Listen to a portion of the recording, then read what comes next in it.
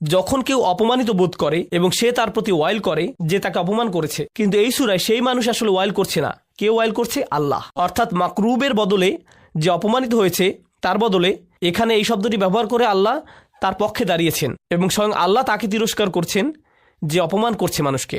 সুবহানাল্লাহ। এটা খুবই সিরিয়াস ব্যাপার, কারণ সাধারণত ইসলাম অধ্যয়নে আমরা দেখেছি কেউ কারো বিপক্ষে বদদোয়া করা নিয়ে বিভিন্ন বর্ণনা পাই। উদাহরণস্বরূপ ইয়াকুম ওয়া দাওয়াতাল মাজলুম, বিখ্যাত হাদিস। মজলুমের বদদোয়ার ব্যাপারে সাবধান। যদি মজলুম আপনার বিপক্ষে বদদোয়া করে, সাবধান। বুঝতে পারছেন? এটা খুবই সিরিয়াস ব্যাপার। এরপর আসবে এর চাইতেও বড় কথা, যখন ফেরেশতারা কারো ব্যাপারে বদদোয়া করে। উলাইকা ইয়ালআনুহুমুল্লাহ ওয়া ইয়ালআনুহুমুল লাঈনুন। এটা খুবই সিরিয়াস ব্যাপার।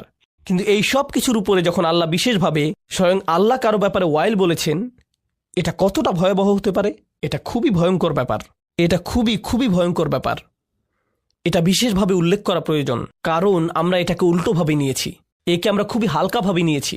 এরপরে যে বিষয়টি বলবো, এখান থেকে আরবিতে কিছু পয়েন্ট আছে, আমি সেগুলো পড়ছি। বলা হয়েছে যে ওয়াইল শব্দটি দিয়ে কুৎসিত কিছুও বোঝায়, অর্থাৎ এটা দিয়ে কেবল তাকে বোঝায় যে কোনো জঘন্য কাজের সাথে যুক্ত, নিকৃষ্ট, বাজে, কুৎসিত এবং ন্যাক্কারজনক। ওয়াইস ইস্তিসগার, ওয়াইলের বদলে ওয়াইস আসার কারণে লামের বদলে আমি শব্দের শেষে কি বলেছি? সিন। এটা দিয়ে বোঝায় সমাজে কাউকে ছোট করে দেখা, অর্থাৎ কাউকে হীনমন্যতায় ভোগানো। ওয়াইস দিয়ে এটাই বোঝায়। যাই হোক, ফানাব্বাহা বিহাদা আলা কবহি হাদাল ফিল। এই কাজটি কতটা নিকৃষ্ট তা সম্পর্কে আল্লাহ জানিয়ে দিলেন। মূলত তিনি সতর্ক করলেন। ওয়াখতালাফু ফিল ওয়াইর আল্লাযী ফি হাযিহি সূরা। এই সূরাতে যে সতর্কতা দেয়া হয়েছে তা নিয়ে মুফাসসিরগণ ভিন্ন মত পোষণ করেছেন। হাল ইয়াতানাওয়ালু কুল্লা মান ইয়াতামাসসাক বিহাযিহি তারিকাতি ফিল আফআলি রাদিয়া। যারা এমন আচরণ করে প্রত্যেকের জন্য এটা প্রযোজ্য, এই জঘন্য কাজ। অন্যভাবে বললে আল্লাহ এখানে যাদেরকে সতর্ক করেছেন এটা কি প্রত্যেকের জন্য প্রযোজ্য? আও নাকি হুয়া মাকসুম বি আকওয়াবিন মুয়ায়্যিনিন, এটা কি প্রত্যেকের জন্য প্রযোজ্য, নাকি এটা নবীজি সাল্লাল্লাহু আলাইহি সাল্লামের সময়ে বিশেষভাবে নির্দিষ্ট কিছু মানুষের কথা বলা হচ্ছে? আম্মাল মুহাক্কিকুন, গবেষকদের মতে, ফাকালু, তারা বলেন, ইন্নাহু আমুন, এটা সবার জন্য, লিকুল্লি মা ইয়াফআলু হাদাল ফিল, যারা এমন করবে এটা সবার জন্যই প্রযোজ্য। কাইনান মান কান, সে যেই হোক, ক্বালা মাকাতিল, এটা যে কেউ হতে পারে। এই কথা বলার পর তিনি বলছেন, যখন সাহাবারা এটা শুনেছেন তারা ভেবেছেন এটা কোনো নির্দিষ্ট কারো ব্যাপারে বলা হচ্ছে। এটা কিন্তু এই মন্তব্যের বিরোধিতা করে না।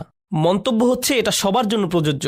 কিন্তু সাহাবারা যদি মনে করেন এটা অমুকের ব্যাপারে বলা হয়েছে, এই আয়াতটি তমুকের ব্যাপারে নাজিল করা হয়েছে, তারা মনে করছেন না যে এটা শুধুমাত্র সেই লোকের ব্যাপারে বলা হয়েছে।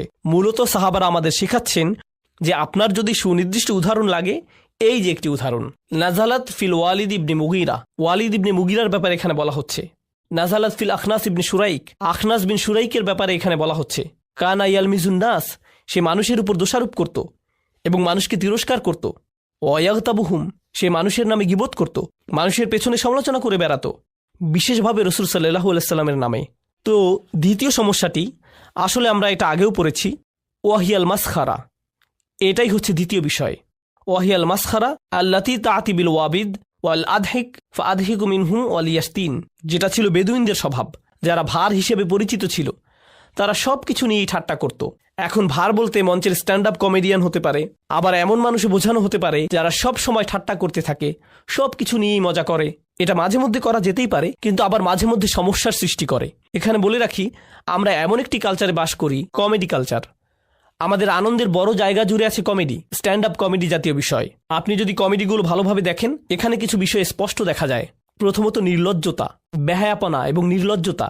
দ্বিতীয়ত অন্যদের নিয়ে মজা করা, তাদের বাচনভঙ্গি, তাদের জাতীয়তা, তাদের জাতি নিয়ে মজা করা। আর আল্লাহ আযজা ওয়া জাল্লা এখানে এর পুরো বিপরীত কথা বলেছেন। নির্দিষ্টভাবে বললে বিশ্বাসীদের জন্য, লা ইয়াসখার কওমুম মিন কওমিন, কোন সম্প্রদায় যেন অপর সম্প্রদায়কে বিদ্রুপ না করে। কিন্তু এটাই হচ্ছে কমেডি। কিন্তু আমরা মনে করি, আরে এটা তো কেবল কমেডি, ওরা তো শুধু মজা করছে। কিন্তু মুফাসসিরগণ এই বিষয়টি এখানে বর্ণনা করেছেন।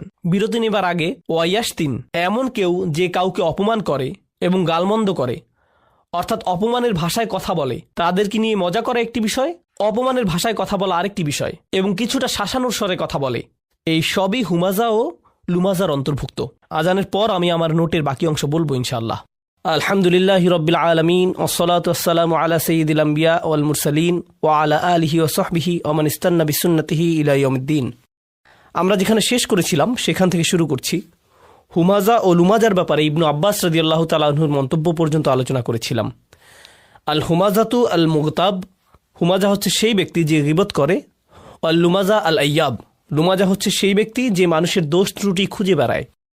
সানিহা ক্বালু আবু যাইদ, দ্বিতীয়ত আবু যাইদ বলেন আল হুমাজা বিল ইয়াদ, হুমাজা হচ্ছে সেই ব্যক্তি যে হাত দিয়ে মানুষকে ক্ষতি করে। আল লুমাজা বিল লিসান, আর লুমাজা হচ্ছে সেই ব্যক্তি যে কি দিয়ে ক্ষতি করে? মুখ দিয়ে। তাহলে এখানে মতের ভিন্নতা রয়েছে, এর বিভিন্ন ব্যাখ্যা রয়েছে। ক্বালু আবুল আলিয়া আল হুমাজা বিল মাওয়াজিহা আল লুমাজা বিদ্দহরিল গাইব, হুমাজা সামনাসামনি হয় আর লুমাজা ব্যক্তির পেছনে হয়। আল হুমাজা জাহরান আল লুমাজা সিররান বিল হাজিব, অর্থাৎ হুমাজা হয় প্রকাশ্যে আর লুমাজা হয় গোপনভাবে, যখন মানুষ তার সামনে থাকে না। পঞ্চমত ওয়াখামিসুহা আল হুমাজা ওয়াল লুমাজা আল্লাযী ইয়ারকাবুন নাস বিমা ইয়াকরাহুনা ওয়া কানা আল ওয়ালিদ আল মুগীরা ইয়াফআল যালিক, অর্থাৎ হুমাজা ও লুমাজা বলতে তাদেরকে বুঝায় যারা মানুষকে এমন শব্দ বা বিশেষণে ডাকে যা তারা পছন্দ করে না। ওয়ালিদ ইবনে মুগীরা এই কাজের জন্য পরিচিত ছিল, সে এটা সবসময় করত। হাসান বলেন আল হুমাজা আল্লাযী ইয়াহমিজু জালিসাহু ইয়াখসিরু আলাইহি আইনাহু আল লুমাজা আল্লাযী ইয়াযকুরু আখুহু বিসুই ওয়া ইয়াইবুহু, তিনি বলেন হুমাজা হচ্ছে সেই ব্যক্তি যে এমন একজন ব্যক্তিকে নিয়ে মজা করে এবং দোষ খুঁজে বের করে যে তার পাশে আছে, মানে তার বন্ধু বান্ধবের মধ্যে, এবং সে অনবরত তার উদ্দীপনা নষ্ট করার চেষ্টা করে এবং অপমান করার চেষ্টায় থাকে। এমনকি সে তার দিকে যেভাবে তাকায়, ইয়াখসিরু আলাইহি আইনাহু, এটা দিয়ে বোঝা যায় যে সে তার দিকে বরত্ব নিয়ে তাকায়। তাই এমনকি মুখের অভিব্যক্তিও হুমাজা শব্দে উঠে এসেছে। আপনি কারো দিকে নিচু করার দৃষ্টিতে তাকাতে পারেন। এমনকি আরও এখানে পরিষ্কারভাবে বলা হয়েছে, এখানে কিছু সাহাবা বা তাবিগণ বলেছেন এখানে ওয়ালিদ ইবনে মুগীরার কথা বলা হচ্ছে। আল্লাহ তাআলা তার মুখের অভিব্যক্তি তুলে ধরেছেন, সুম্মা নাজর সুম্মা আবাসা ওয়াবাসর সুম্মা আদবারা ওয়াস্তাকবার। তার এই পুরো অভিব্যক্তি এখানে হুমাজা হিসেবে বর্ণিত হয়েছে। সে রাসূল সাল্লাল্লাহু আলাইহি সাল্লামকে দেখিয়ে তার লোকদের বলতো, যখন কোরআন পাঠ করা হতো সে বলতো, এটা ভালোভাবে যাচাই করে দেখো তো, পরীক্ষা করে বলো যে এটা আসলেই কোনো ওহী কিনা, কারণ তুমি তো আমাদের মধ্যে সেরা কবি, তাই যাও এটা ভালোভাবে শুনে তোমার মতামত জানাও, তোমার সুচিন্তিত মতামত জানাও। তারা তাকে পাঠালো। সে যে কাজে এসেছে সেটা তার জন্য একটা বড় কাজ, কিন্তু সে সেটা প্রকাশ করতে পারছে না। প্রকাশ করাটা তার সম্মানে বাধে। তাই সে রসুলের দিকে তাকালো কিছুটা অহংকারী চেহারায়। সত্যি এটাই সেটা। সে তার দিকে এমনভাবে তাকালো যেন এই সামান্য জিনিস এটাই সেই ওহী। তারপর সে বলল, আচ্ছা একটু ভেবে বলি। সুম্মা আবাসা, সে কিছুটা ভ্রু কুচকে তাকালো, তার কপালে ভাঁজ দেখা গেল। আবাসা, আচ্ছা এটাই তাহলে সেই সত্যিকারের ওহী। অবাসর, সে অন্যদিকে তাকালো। সুম্মা আদবারা, সে ফিরে তাকালো। ওয়াস্তাকবার, অহংকার প্রকাশ করলো। এটা শুধুই জাদু। ইনহাদা ইল্লা সিহরু ইউসার, আসলে এটাই আমার চিন্তিত মতামত। কিন্তু তার মত দেওয়ার আগে সে পুরো একটা নাটকীয় ভাবসাব দেখিয়েছে, কারণ সে জানে তার আশেপাশের মানুষেরা এটা দেখছে। আর এসব কিছুর কারণ হলো তাকে মানসিকভাবে বিপর্যস্ত করা। এরকম হয় না যে কখনো কেউ আপনার সাথে কথা বলছে আর আপনি মুখের কিছু অভিব্যক্তি করলেন আর সে বলল, কি হয়েছে, আপনি এভাবে তাকাচ্ছেন কেন, তাই না? আপনি কারো দিকে তাকানোর মাধ্যমে তার চিন্তা জগতে প্রভাব রাখতে পারবেন। এটা করা যায় যখন কেউ আপনার সাথে কথা বলে। এটা হচ্ছে তার জন্য এক ধরনের মানসিক আক্রমণ। এখানে এই বিষয়টি বর্ণনা করা হয়েছে। ওয়ালিদ ইবনে মুগীরার নামটি তার এই স্বভাবের জন্যই বিখ্যাত, লাআনাহুল্লাহ। আন আবিল জাওজা, আবু জাওজা বলেন, ক্বালা কুলতু ইবনে আব্বাস, তিনি বলেন আমি ইবনে আব্বাস রাদিয়াল্লাহু আনহুকে বললাম, ওয়াইলুল লিকুল্লি হুমাজাতিল লুমাজা, আমি আয়াতটি পড়লাম, মানহা উলাই আল্লাযীনা ইয়াজুমুহুমুল্লাহু বিল ওয়াইল, এই সকল লোকেরা কারা যাদেরকে স্বয়ং আল্লাহ তাআলা ওয়াইল হিসাবে তিরস্কার করেছেন? হুমুল মাশাউনা বিল নামিমা, ইবনে আব্বাস বলেন যারা মানুষকে খারাপ ভাষায় বাজে কথা ছড়িয়ে বেড়ায়, এখানে সেখানে বলে বেড়ায়। আল মুফাররিকুনা বাইনাল আহিব্বা, এই লোকেরা মানুষের মধ্যে সম্পর্ক নষ্ট করে বেড়ায়। আন নাঈতুনা লিন্নাসি বিল আইব, যারা প্রতিনিয়ত মানুষের নামে দোষ বলে বেড়ায়। তারা যেভাবে মানুষকে ডাকে, যেভাবে মানুষের ব্যাপারে কথা বলে, ও তুমি তো ওই বেটে লোকটার সাথে কথা বলছো, ও হাহা, আর বলে না, তারা যে শব্দ ব্যবহার করে তা সব সময় মানুষকে নিচু করার জন্য। ও তুমি ওই বিরক্তিকর মানুষটার কথা বলছো, বুঝতে পারছি, আমি তাকে চিনি। এভাবে সে মানুষদের নিয়ে কথা বলে। নাঈতুনা বিল আইব, সব সময় মানুষের নামে দোষ বলে বেড়ানো। এরপর ইবনে আব্বাস রাদিয়াল্লাহু তাআলা আনহুর আরেকটি বর্ণনা আমরা দেখতে পাই, ওয়া ইয়ালাম আন্না জামিআ হাযিহিল উজুহ মুতাকারিবা, এটা রাজির মন্তব্য। জেনে রাখুন এখানে যে সকল মন্তব্য, যে সকল ভিন্ন বর্ণনা এসেছে সবগুলোই একে অপরের সাথে সম্পর্কিত। রাজিআতুন ইলা আসলিন ওয়াহিদ, এগুলো প্রত্যেকটি একটি বিষয়ের প্রতি ইঙ্গিত করে। অহুয়া তান, আর তা হলো মানুষকে নিচু করে কথা বলা। ও ইজহার আল আইব, এবং কারো দোষ ত্রুটি বর্ণনা করা। সুম্মা হাযা আলা কাসামাইন, এরপর জেনে রাখুন এগুলো দুইটি ভাবে হয়ে থাকে। ফাইন্নাহু ইম্মা আন ইয়াকুনা বিল জাদ্দি, এটা কারো প্রচেষ্টায় হতে পারে, অর্থাৎ কেউ হয়তো সত্যিকার ভাবে এটা নিয়ে চিন্তা ভাবনা করে কাজ করছে। কামা ইয়াকুনু ইনদাল হাসাদ ওয়াল হাকাদ, এটা হাসাদ বা হিংসার কারণে হয়ে থাকে, হিংসার কারণে মানুষের ক্ষতি করে থাকে, এবং সেই সাথে হাকাদ অর্থাৎ বিদ্বেষ। ওয়া ইম্মা আইয়াকুনা বিল হাজল, আবার এটা খেলাচ্ছলেও হতে পারে, অর্থাৎ কারো হয়তো সত্যিকার ভাবে হাম্মাজ বা লাম্মাজ মানে হুমাজা বা লুমাজা হওয়ার নিয়ত নেই, কিন্তু তারা এটা করে শুধু মজা করে, দুষ্টামি করে, হাসতে হাসতে। কামা ইয়াকুনু ইনদা সুখরিয়া ওয়াল ইদহাক, এটা কারোর সাথে মজা বা দুষ্টামি করে হতে পারে। ইম্মা ইয়াকুনা ফি আমরিন ইয়াতাআল্লাক বিদ্দিন, তিনি এটিকে অন্যভাবে দেখেছেন, এটা ধর্মের যে কোনো ব্যাপারেও হতে পারে। অর্থাৎ আপনি হয়তো কারো ধর্মীয় আচরণ, ধর্মীয় পোশাক, ধর্মীয় জ্ঞান ইত্যাদি নিয়ে মজা করছেন। আপনি আপনার সমস্যার কথা কাউকে বোঝাতে ব্যর্থ হয়েছেন, তারা বুঝে না। একমাত্র আল্লাহ ছাড়া আর কেউ জানে না আপনি কি মুসিবতে জীবন অতিবাহিত করছেন। আমাদের সকলেরই কোনো না কোনো সমস্যা রয়েছে। আল্লাহ নিজেই দুনিয়ার জীবনের এই বাস্তবতার কথা কোরআনে উল্লেখ করেছেন। তিনি বলেন, লাকাদ খলাকনাল ইনসানা ফি কাবাদ, নিশ্চয়ই আমি মানুষকে শ্রম নির্ভর রূপে সৃষ্টি করেছি। হয় আপনি মানসিকভাবে পরিশ্রান্ত, না হয় ইমোশনালি আপনি ক্লান্ত। অতিরিক্ত কাজের চাপে আপনি পরিশ্রান্ত, শারীরিকভাবে আপনি ক্লান্ত, স্বাস্থ্যগত দিক দিয়ে আপনি পরিশ্রান্ত, বয়সের ভারে আপনি ক্লান্ত। আপনার সমস্যা থেকে বের হয়ে আসার জন্য অনেক সমাধান খুঁজছেন, কিন্তু কিছুই কাজ করছে না। এভাবে আপনার সৃজনশীলতাও একসময় নষ্ট হয়ে যায়। আমরা সবসময় পরিশ্রান্ত জীবনযাপন করছি, আমরা প্রতিনিয়ত কোনো না কোনো সমস্যায় জর্জরিত।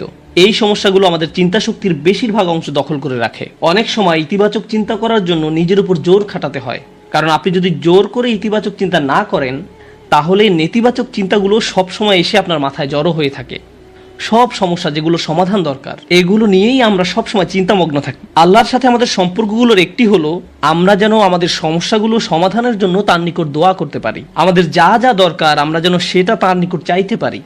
তো আজ আমি যে বিষয়টি নিয়ে কথা বলতে চাই, এমন একটি সিক্রেট উপাদান যার মাধ্যমে আমরা আল্লাহর নিকট যা ইচ্ছা তাই চাওয়ার সামর্থ্য অর্জন করতে পারি। আমরা সবাই বিভিন্ন জিনিস আল্লাহর কাছে চাই, আর সেটা হতে পারে আল্লাহ এবং বান্দার মাঝে একান্ত গোপন কোনো ব্যাপার। আপনি যদি আসলেই আল্লাহর নিকট থেকে আপনার দোয়ার উত্তর আশা করেন, তাহলে কিছু শর্ত আগে পূরণ করতে হবে। আর তার মাঝে অন্যতম একটি গুরুত্বপূর্ণ ব্যাপার যা কোরআনে সর্বত্র বিশেষ জোর দেওয়া হয়েছে, তা হলো আমাকে এবং আপনাকে সবার আগে আল্লাহর নিকট নিঃশর্ত ক্ষমা চাইতে হবে। তার নিকট কোনো কিছু চাওয়ার পূর্বে আপনাকে ক্ষমা চাইতে হবে। আপনাকে ক্ষমা চাইতে হবে। আপনার যে প্রয়োজনগুলো আছে সেগুলো চাওয়ার পূর্বে আমাদেরকে আল্লাহর নিকট পরিপূর্ণ আন্তরিকতার সাথে ক্ষমা চাইতে হবে। এটা শোনার পর আপনি হয়তো জিজ্ঞেস করতে পারেন, ক্ষমা চাওয়ার জন্য কোন দোয়া পড়তে হবে, বা ক্ষমা চাওয়ার জন্য শ্রেষ্ঠ দোয়া কোনটি? মানুষ বিভিন্ন অকেশনে বিভিন্ন রকমের দোয়া পড়ে। যেমন কোনো সন্তান সম্ভবা মা এসে জিজ্ঞেস করে, কিছুদিনের মধ্যে আমার বাচ্চা হবে, এখন আমার বাচ্চার জন্য কোন দোয়াটি আমি পড়তে পারি? অথবা কেউ একজন এসে বলতে পারে যে আমি চাকরির ইন্টারভিউ দিতে যাচ্ছি, কোন দোয়াটি আমি এখন পড়তে পারি? আমাকে বিশেষ বিশেষ সময় উপলক্ষে বিশেষ বিশেষ দোয়া প্রদান করুন। আমি আপনাদের বলছি, বিশেষ সময়ের ওই দোয়াগুলো অবশ্যই গুরুত্বপূর্ণ, কারণ সেগুলো পবিত্র এবং আল্লাহর কাছ থেকে অবতীর্ণ। কিন্তু সকল সমস্যার ক্ষেত্রে কমন দোয়া হলো, যে একটি দোয়া আপনার সকল সমস্যা দূর করবে, তা হলো সত্যিকার অর্থে আল্লাহর নিকট ক্ষমা প্রার্থনা করা। নূহ আলাইহিস সালাম তার জাতিকে আল্লাহর নিকট ডেকেছিলেন 900 বছরেরও বেশি সময় ধরে। তিনি তাদের নিকট অবিরাম দাওয়াত দিয়ে গেছেন। তার নবুয়তি জিন্দেগির শেষ দিকে এসে তিনি পেছনে ফিরে দেখেন এবং তিনি তাদের নিকট যে বার্তাটি দিতে চেয়েছিলেন তার একটা সারাংশ দাঁড় করিয়েছেন। তিনি তাদের উদ্দেশ্যে শুধু একবার বা দুইবার কথা বলেননি। লাইলান ওয়া নাহারা দাউতু কওমি লাইলান ওয়া নাহারা, তিনি বলেন, হে আমার পালনকর্তা, আমি আমার সম্প্রদায়কে দিবারাত্রি দাওয়াত দিয়েছি। তিনি রাতেও কোনো বিরতি নেননি। কোরআনের একটি সূরা তার নামে নামকরণ করা হয়েছে, সূরাত নূহ। সেখানে এই গোটা সময় ধরে যে তার সম্প্রদায়কে তিনি দাওয়াত দিয়ে গেছেন তার একটা সারমর্ম তুলে ধরা হয়েছে। আমি তোমাদের কাছ থেকে কি আশা করেছিলাম? কুল্লামা দাআউতু লিতাগফিরা লাহুম। আর এই গোটা সময় ধরে আমি তাদেরকে এই ধর্মের দিকে আহ্বান করেছি যেন আপনি তাদেরকে ক্ষমা করেন ইয়া রব, যেন আপনি তাদেরকে ক্ষমা করেন ইয়া রব। আমি ঠিক এই কথাগুলো তাদের বারবার বলেছি। ফাকুলতু ইস্তিগফারু রাব্বাকুম, অতঃপর বলেছি তোমরা তোমাদের পালনকর্তার ক্ষমা প্রার্থনা করো। ইন্নাহু কানা গফফারা, নিশ্চয়ই আল্লাহ হলেন এমন সত্তা যিনি বারবার ক্ষমা করতে থাকেন। এরপর তিনি যা বলছেন তা খুবই অসাধারণ। আমি চাই আপনারা এই বিষয়টা উপলব্ধি করুন যে তিনি কোন ধরনের মানুষগুলোর উদ্দেশ্যে কথা বলছিলেন। তিনি ইতিহাসের অন্যতম খারাপ একটা সম্প্রদায়ের উদ্দেশ্যে কথা বলছিলেন। নূহ আলাইহিস সালামের সম্প্রদায়কে পৃথিবীর অন্যতম চরম অবাধ্য জাতিগুলোর একটি হিসাবে বর্ণনা করা হয়েছে। সূরাতুজ জারিয়াতে আল্লাহ বিভিন্ন জাতি সম্পর্কে বর্ণনা করেছেন যারা আল্লাহর বিরুদ্ধে, তাদের নিকট প্রেরিত রাসূলদের বিরুদ্ধে বিদ্রোহ ঘোষণা করেছিল, ফলে তাদের ধ্বংস করে দেয়া হয়েছিল। সূরা আন-নাজমে যখন নূহ আলাইহিস সালামের জাতির কথা আসলো, তিনি বললেন, ওয়া কওমু নূহিম মিন ক্বাবলু ইন্নাহুম কানু হুম আযলামু ওয়া আতগা। আর পূর্বে নূহের কওমকেও, নিশ্চয়ই তারা ছিল অতিশয় জালিম এবং চরম অবাধ্য। বিষয়টা যৌক্তিক মনে হয়। অন্য সকল নবীর মতো শুধু এক প্রজন্মের জন্য তাদের নবী ছিলেন না, প্রতি শতাব্দীতে ৩-৪ প্রজন্ম মানুষের জন্য শতাব্দীর পর শতাব্দী ধরে তাদের একজন নবী ছিল। প্রতি ২০ বছর পর পর নতুন নতুন প্রজন্মের আবির্ভাব ঘটে, আর নূহ আলাইহিস সালাম এটা দেখেছিলেন শতাব্দীর পর শতাব্দী ধরে। প্রতি ২০ বছর পর পর নতুন নতুন প্রজন্মের আবির্ভাব ঘটে, তিনি ৪০ থেকে ৫০ প্রজন্মের মানুষদের দেখেছিলেন, আর তারা সবাই তাকে প্রত্যাখ্যান করেছিল। আর তিনি সকল প্রজন্মকে একই দাওয়াত দিয়ে যাচ্ছিলেন। একটি উদ্দেশ্যকে সামনে রেখে আমি এই বিষয়টির উপর আলোকপাত করছি। তিনি চরম অবাধ্য এক জাতির উদ্দেশ্যে কথা বলছিলেন। তাদের নিকট তিনি কি প্রস্তাব তুলে ধরেন?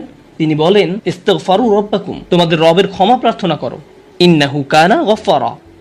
তোমরা বারবার আল্লাহর অবাধ্যতা করছিলে, তিনি বারবার ক্ষমা করতে থাকেন। তোমরা বারবার আল্লাহর অবাধ্যতা করছিলে, আল্লাহ বারবার ক্ষমা করতে থাকেন। কিন্তু তার প্রস্তাব এখানেই থেমে থাকেনি। তিনি বলেন, ইউরসিলুস সামা আলাইকুম মিদরারা। এখানে ইউরসিলু হলো জওয়াবে আমর। এর মানে হলো, যদি তোমরা তার নিকট ক্ষমা প্রার্থনা করো, তাহলে আল্লাহ তোমাদের জন্য আসমানের দরজা খুলে দিবেন, আর এটা তোমাদের উপর অজস্র ধারায় করুণা বর্ষণ করবে। এর দ্বারা বৃষ্টিও বোঝানো হতে পারে, কিন্তু পরিহাসের বিষয় হলো এখানে বৃষ্টি দ্বারা বন্যা ইঙ্গিত করা হয়নি, যদিও সব শেষে বন্যা কবলিত হয়েছিল নূহ আলাইহিস সালামের জাতি। এই আয়াতে আল্লাহ ভিন্ন ধরনের বৃষ্টির কথা বলেছেন। যদি তারা ক্ষমা প্রার্থনা করত, যে বৃষ্টি তাদের ধ্বংস করে দিয়েছিল সেই বৃষ্টি হতে পারত তাদের জন্য জীবন আহরণকারী। তারা বৃষ্টির জন্য প্রার্থনা করেনি, আর আল্লাহ তাদের বলছেন ক্ষমা প্রার্থনা করতো যদি তারা, তোমরা যদি ক্ষমা প্রার্থনা করো, আকাশের দরজা তোমাদের জন্য খুলে দেওয়া হবে, আর তা বৃষ্টি বর্ষণ করতে থাকবে। আল্লাহ বলেননি যে পানি বর্ষিত হবে, তিনি বলছেন আকাশ বর্ষণ করবে। কারণ আকাশ শুধু বৃষ্টি নয়, আরো রহমত বর্ষণ করতে পারে। আকাশ থেকে ক্ষমা আসে, আকাশ থেকে প্রশান্তি আসে, বিশ্বাস আসে, রিজিক আসে, সমস্যার সমাধান আসে আসমান থেকে। তিনি তোমাদের জন্য আকাশ খুলে দিবেন, আর আকাশের সকল সম্পদ তোমাদের উপর অঝোর ধারায় বর্ষিত হতে থাকবে। আর তোমরা এতদিন রহমতের ভাগিদার হতে পারছিলে না, কারণ তোমরা ক্ষমা প্রার্থনা করনি। তাই এখন ক্ষমা চাইলে এটা খুলে যাবে। একটা একটা করে আপনার সমস্যাগুলোর কথা আল্লাহকে বলেন। আপনার এমনও সমস্যা থাকতে পারে যেটার কথা আপনি নিজেও জানেন না, কিন্তু আল্লাহ জানেন। আমি আর আপনি যদি সত্যিকার অর্থে আল্লাহ নিকট ক্ষমা চাইতে পারি, তাহলে ওই অজানা সমস্যাগুলো স্বর্গীয় হস্তক্ষেপে সমাধান হয়ে যাবে। ইউরসিলুস সামা আলাইকুম মিদরারা। আল্লাহ সুবহানাহু ওয়া তাআলা এখানেই থেমে যাননি। আপনি কার জন্য ক্ষমা চাচ্ছেন? আপনার নিজের জন্য। ইস্তাগফিরু রাব্বাকুম, তোমরা নিজেদের জন্য ক্ষমা প্রার্থনা করো। আল্লাহ বলেন, ওয়ায়ুমদিদকুম বিআমওয়ালি ওয়া বানিনা, তোমাদের ধন সম্পদ, তোমাদের সন্তান সন্ততি বাড়িয়ে দেওয়া হবে। তিনি ধন সম্পদ এবং সন্তান সন্ততি দিয়ে তোমাদের ঐতিহ্যকে সমৃদ্ধ করে দিবেন। এমন সম্পদ নয় যা আপনাকে আল্লাহর কাছ থেকে দূরে সরিয়ে দিবে, কারণ এই টাকা দেওয়ার কথা এসেছে আপনার ক্ষমা চাওয়ার প্রেক্ষাপটে। তিনি আপনাকে ভালো অর্থ দিবেন, যা আপনার জন্য দুনিয়াতে এবং পরকালে কল্যাণ নিয়ে আসবে। তিনি আপনাদের ভালো সন্তান দান করবেন, যারা আপনার জীবিত থাকা অবস্থায় ভালো কাজ করবে, তারা আপনাদের সম্মান করবে, ভালোবাসা দেখাবে, আনুগত্য করবে, আপনি তাদের দেখে গর্বিত হবেন। এমনকি আপনি এই দুনিয়া ছেড়ে চলে গেলেও তারা ভালো কাজ করতে থাকবে, যা সাদাকায়ে জারিয়া হিসাবে আপনার আমলনামায় এসে যোগ হবে। আল্লাহ আপনাকে এই সব কিছু দান করবেন। প্রসঙ্গত এই দুই শব্দ, অর্থ এবং সন্তান সন্ততি, ইন্নাহুম আসাউনি ওয়াত্তাবাউ মান লাম ইয়াজিদহু মালুহু ওয়া ওয়ালাদুহু ইল্লা খাসারা। আমার সম্প্রদায় আমাকে অমান্য করেছে আর অনুসরণ করেছে এমন লোককে যার অর্থ ও সন্তান সন্ততি কেবল তার ক্ষতি বৃদ্ধি করেছে। কিন্তু আপনার ক্ষমা চাওয়ার পরে আল্লাহর পক্ষ থেকে যে ধন সম্পদ এবং সন্তান সন্ততি আসে, তা আপনার জন্য শুধু কল্যাণই নিয়ে আসে। একই ধন সম্পদ এবং সন্তান সন্ততি, পার্থক্য হলো এখন তাদের উপর আল্লাহর ক্ষমা ও রহমত রয়েছে। বিষয়টা এমন যেন তারা দূষিত হয়ে গিয়েছে, যতক্ষণ না আল্লাহ তার ক্ষমার মাধ্যমে তাদের পরিশুদ্ধ করেন। আল্লাহর নিকট ক্ষমা প্রার্থনা করলে কত শত পথ আপনার জন্য খুলে যাবে। আসমানের দরজা আপনার জন্য এমন ভাবে খুলে যাবে যে আপনি কল্পনাও করতে পারবেন না। আপনি সবকিছু আরো ভালোভাবে বুঝতে পারবেন। আপনার ব্যক্তিগত সমস্যাগুলো দূর হতে শুরু করবে। উদাহরণস্বরূপ রাগের কথা ধরা যাক। রাগ হওয়া থেকে মুক্তি পাওয়া আসলেই অনেক কঠিন। বহু মানুষ খুবই সমস্যাপূর্ণ জীবনযাপন করে, খুব অল্পতেই রেগে যান, কিছু একটা তাদের সামান্যতেই ক্রোধান্বিত করে, আর তারা এর সাথে লড়াই করতে পারেন না। তারা তাদের এই সমস্যাটা বুঝতে পারেন, কিন্তু নিজের কাছে অসহায় হয়ে পড়েন এবং মনে মনে ভাবেন, না, আমার পক্ষে এই রাগ হওয়া থেকে মুক্তি পাওয়া সম্ভব না। হুদায়বিয়ার সন্ধির সময় সাহাবীরা খুবই রাগান্বিত হয়ে পড়েছিলেন।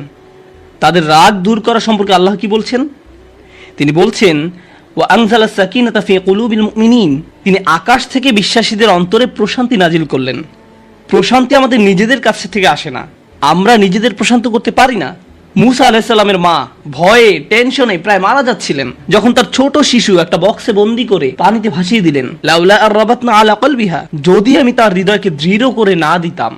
তার নিজের পক্ষে সে অন্তরকে দৃঢ় করা সম্ভব ছিল না। ঐশ্বরিক হস্তক্ষেপ বলে এটা ব্যাপার আছে।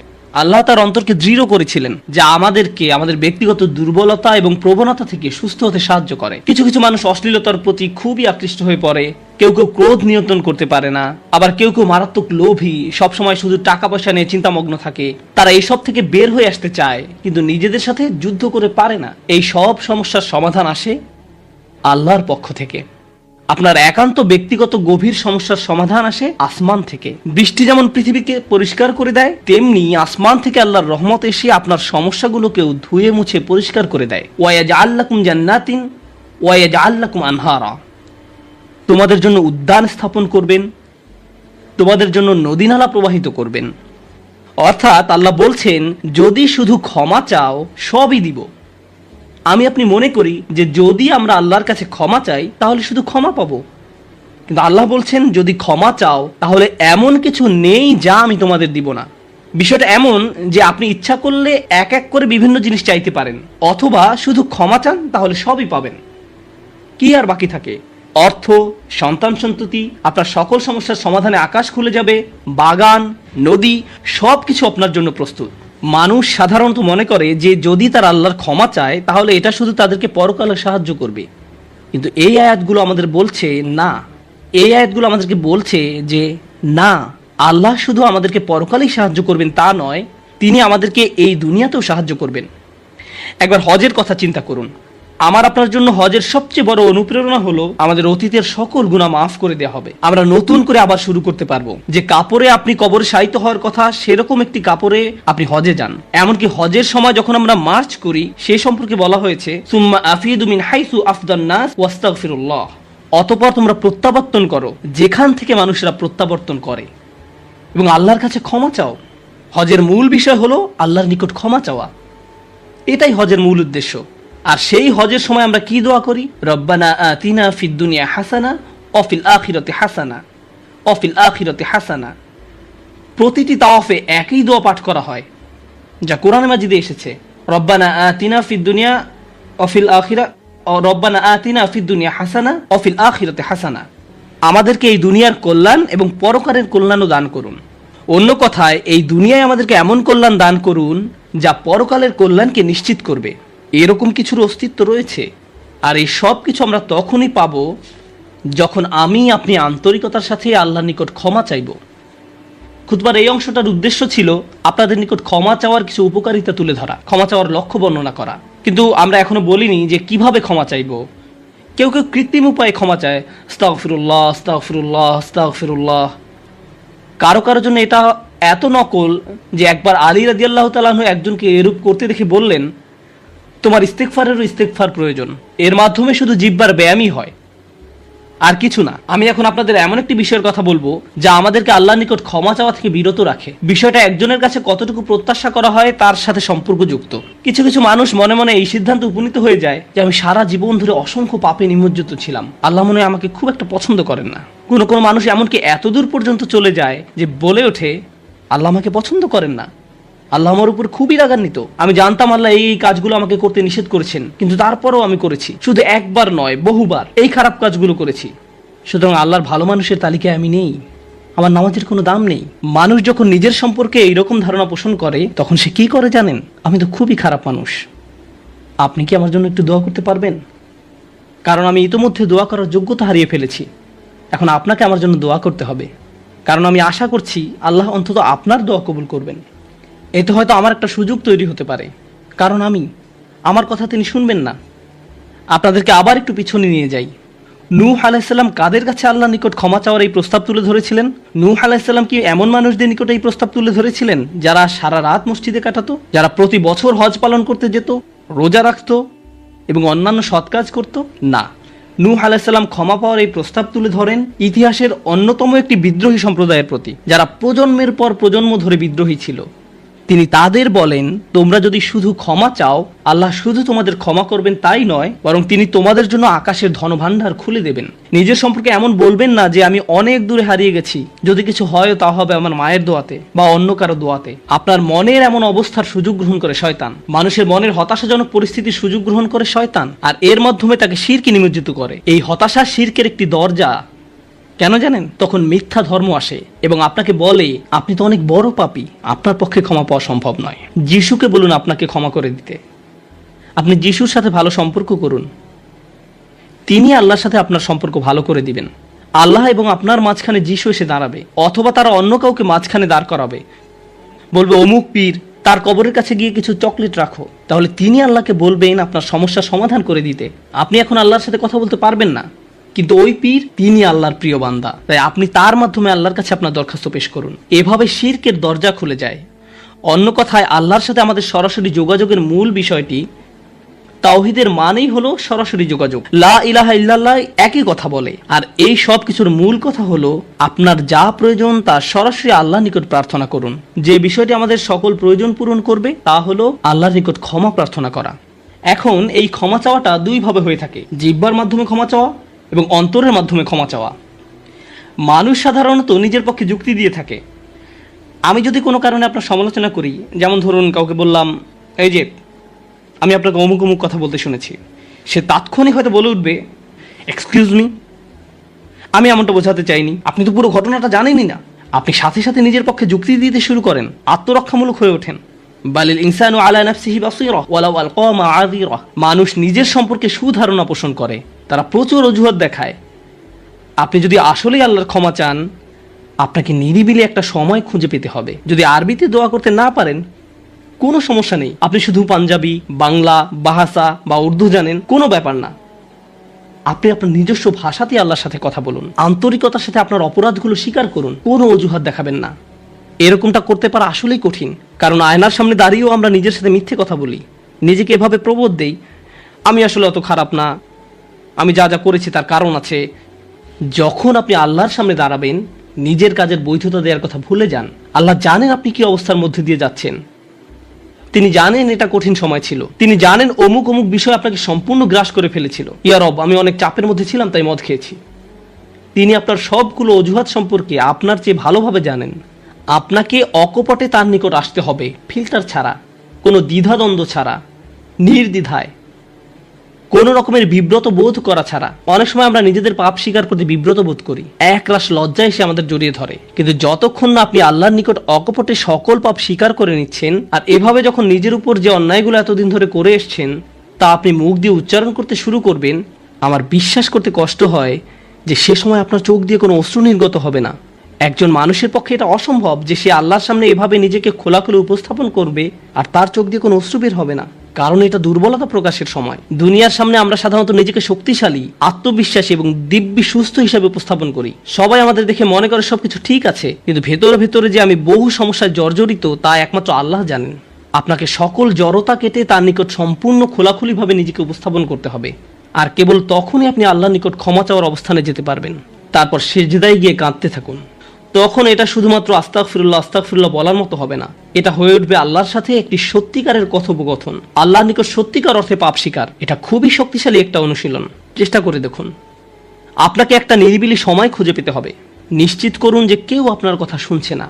আপনার স্ত্রী বিছানায় শুয়ে আছে, এমত অবস্থায় মাঝরাতে ঘুম থেকে উঠে এভাবে দোয়া করতে পারবেন না, ইয়া আল্লাহ আমাকে ক্ষমা করে দিন, কারণ আপনার স্ত্রী তো আপনার দোয়া শুনতে পাচ্ছে। এভাবে করাটা নিষিদ্ধ নয়, কিন্তু একা একা দোয়া করা আপনার জন্য ভালো হবে। মোট কথা, নির্জন কোনো জায়গা খুঁজে বের করুন যেখানে আপনি একান্তে আল্লাহর সাথে কথা বলতে পারবেন। যদি আপনি এক গাদা আরবি দোয়া মুখস্থ করেন যার অর্থও আপনি জানেন না, আর বিড়বিড় করে সেগুলো উচ্চারণ করতে থাকেন, সে দোয়াগুলো অবশ্যই উত্তম এবং শক্তিশালী, কিন্তু আপনার অন্তরের সাথে যদি সেগুলোর কোনো যোগাযোগ না থাকে, শুধু জিহ্বা দিয়ে উচ্চারণ করছেন, তাহলে আপনি আসলে ক্ষমা প্রার্থনা করছেন না। আল্লাহ আপনাকে এই জিকিরের পুরস্কার দান করুন, কিন্তু এর নাম আসলে ইস্তিগফার বা ক্ষমা প্রার্থনা নয়। ইস্তিগফার অন্য কিছু। যখন আপনার চক্ষু খুলে অশ্রু নির্গত হতে শুরু করে, তখন আকাশের দরজা খুলে যায়, তখনই সেটা খুলবে। এই দুইটার মাঝে একটা কানেকশন আছে। সর্বশেষ যে বিষয়টি আমি আপনাদের সাথে শেয়ার করতে চাই তা হলো আল্লাহর উপর আশা ধরে রাখা। অনেকের জন্য এই বিষয়টা মেনে নেওয়া বেশ কঠিন যে আল্লাহ তার কথা শুনবেন, আমার দোয়া তার নিকট গুরুত্বহীন। আমি দোয়া করার কোনো অর্থ দেখি না। আপনাদের একটা কথা বলে রাখি, আল্লাহর নিকট থেকে আপনি সর্বশ্রেষ্ঠ যে উপহারটি পাবেন তা কি জানেন? ক্ষমা। এটাই সর্বশ্রেষ্ঠ উপহার। আপনি এটার মূল্য উপলব্ধি করুন আর নাই করুন, আর যা কিছু আল্লাহ আপনাকে দিবেন বলেছেন এর সবই অতিরিক্ত। আপনাদেরকে একটা উদাহরণ দিই। আমার অনেকগুলো সন্তান আছে। ধরুন আমার এক সন্তানের উপর আমি খুবই অসন্তুষ্ট।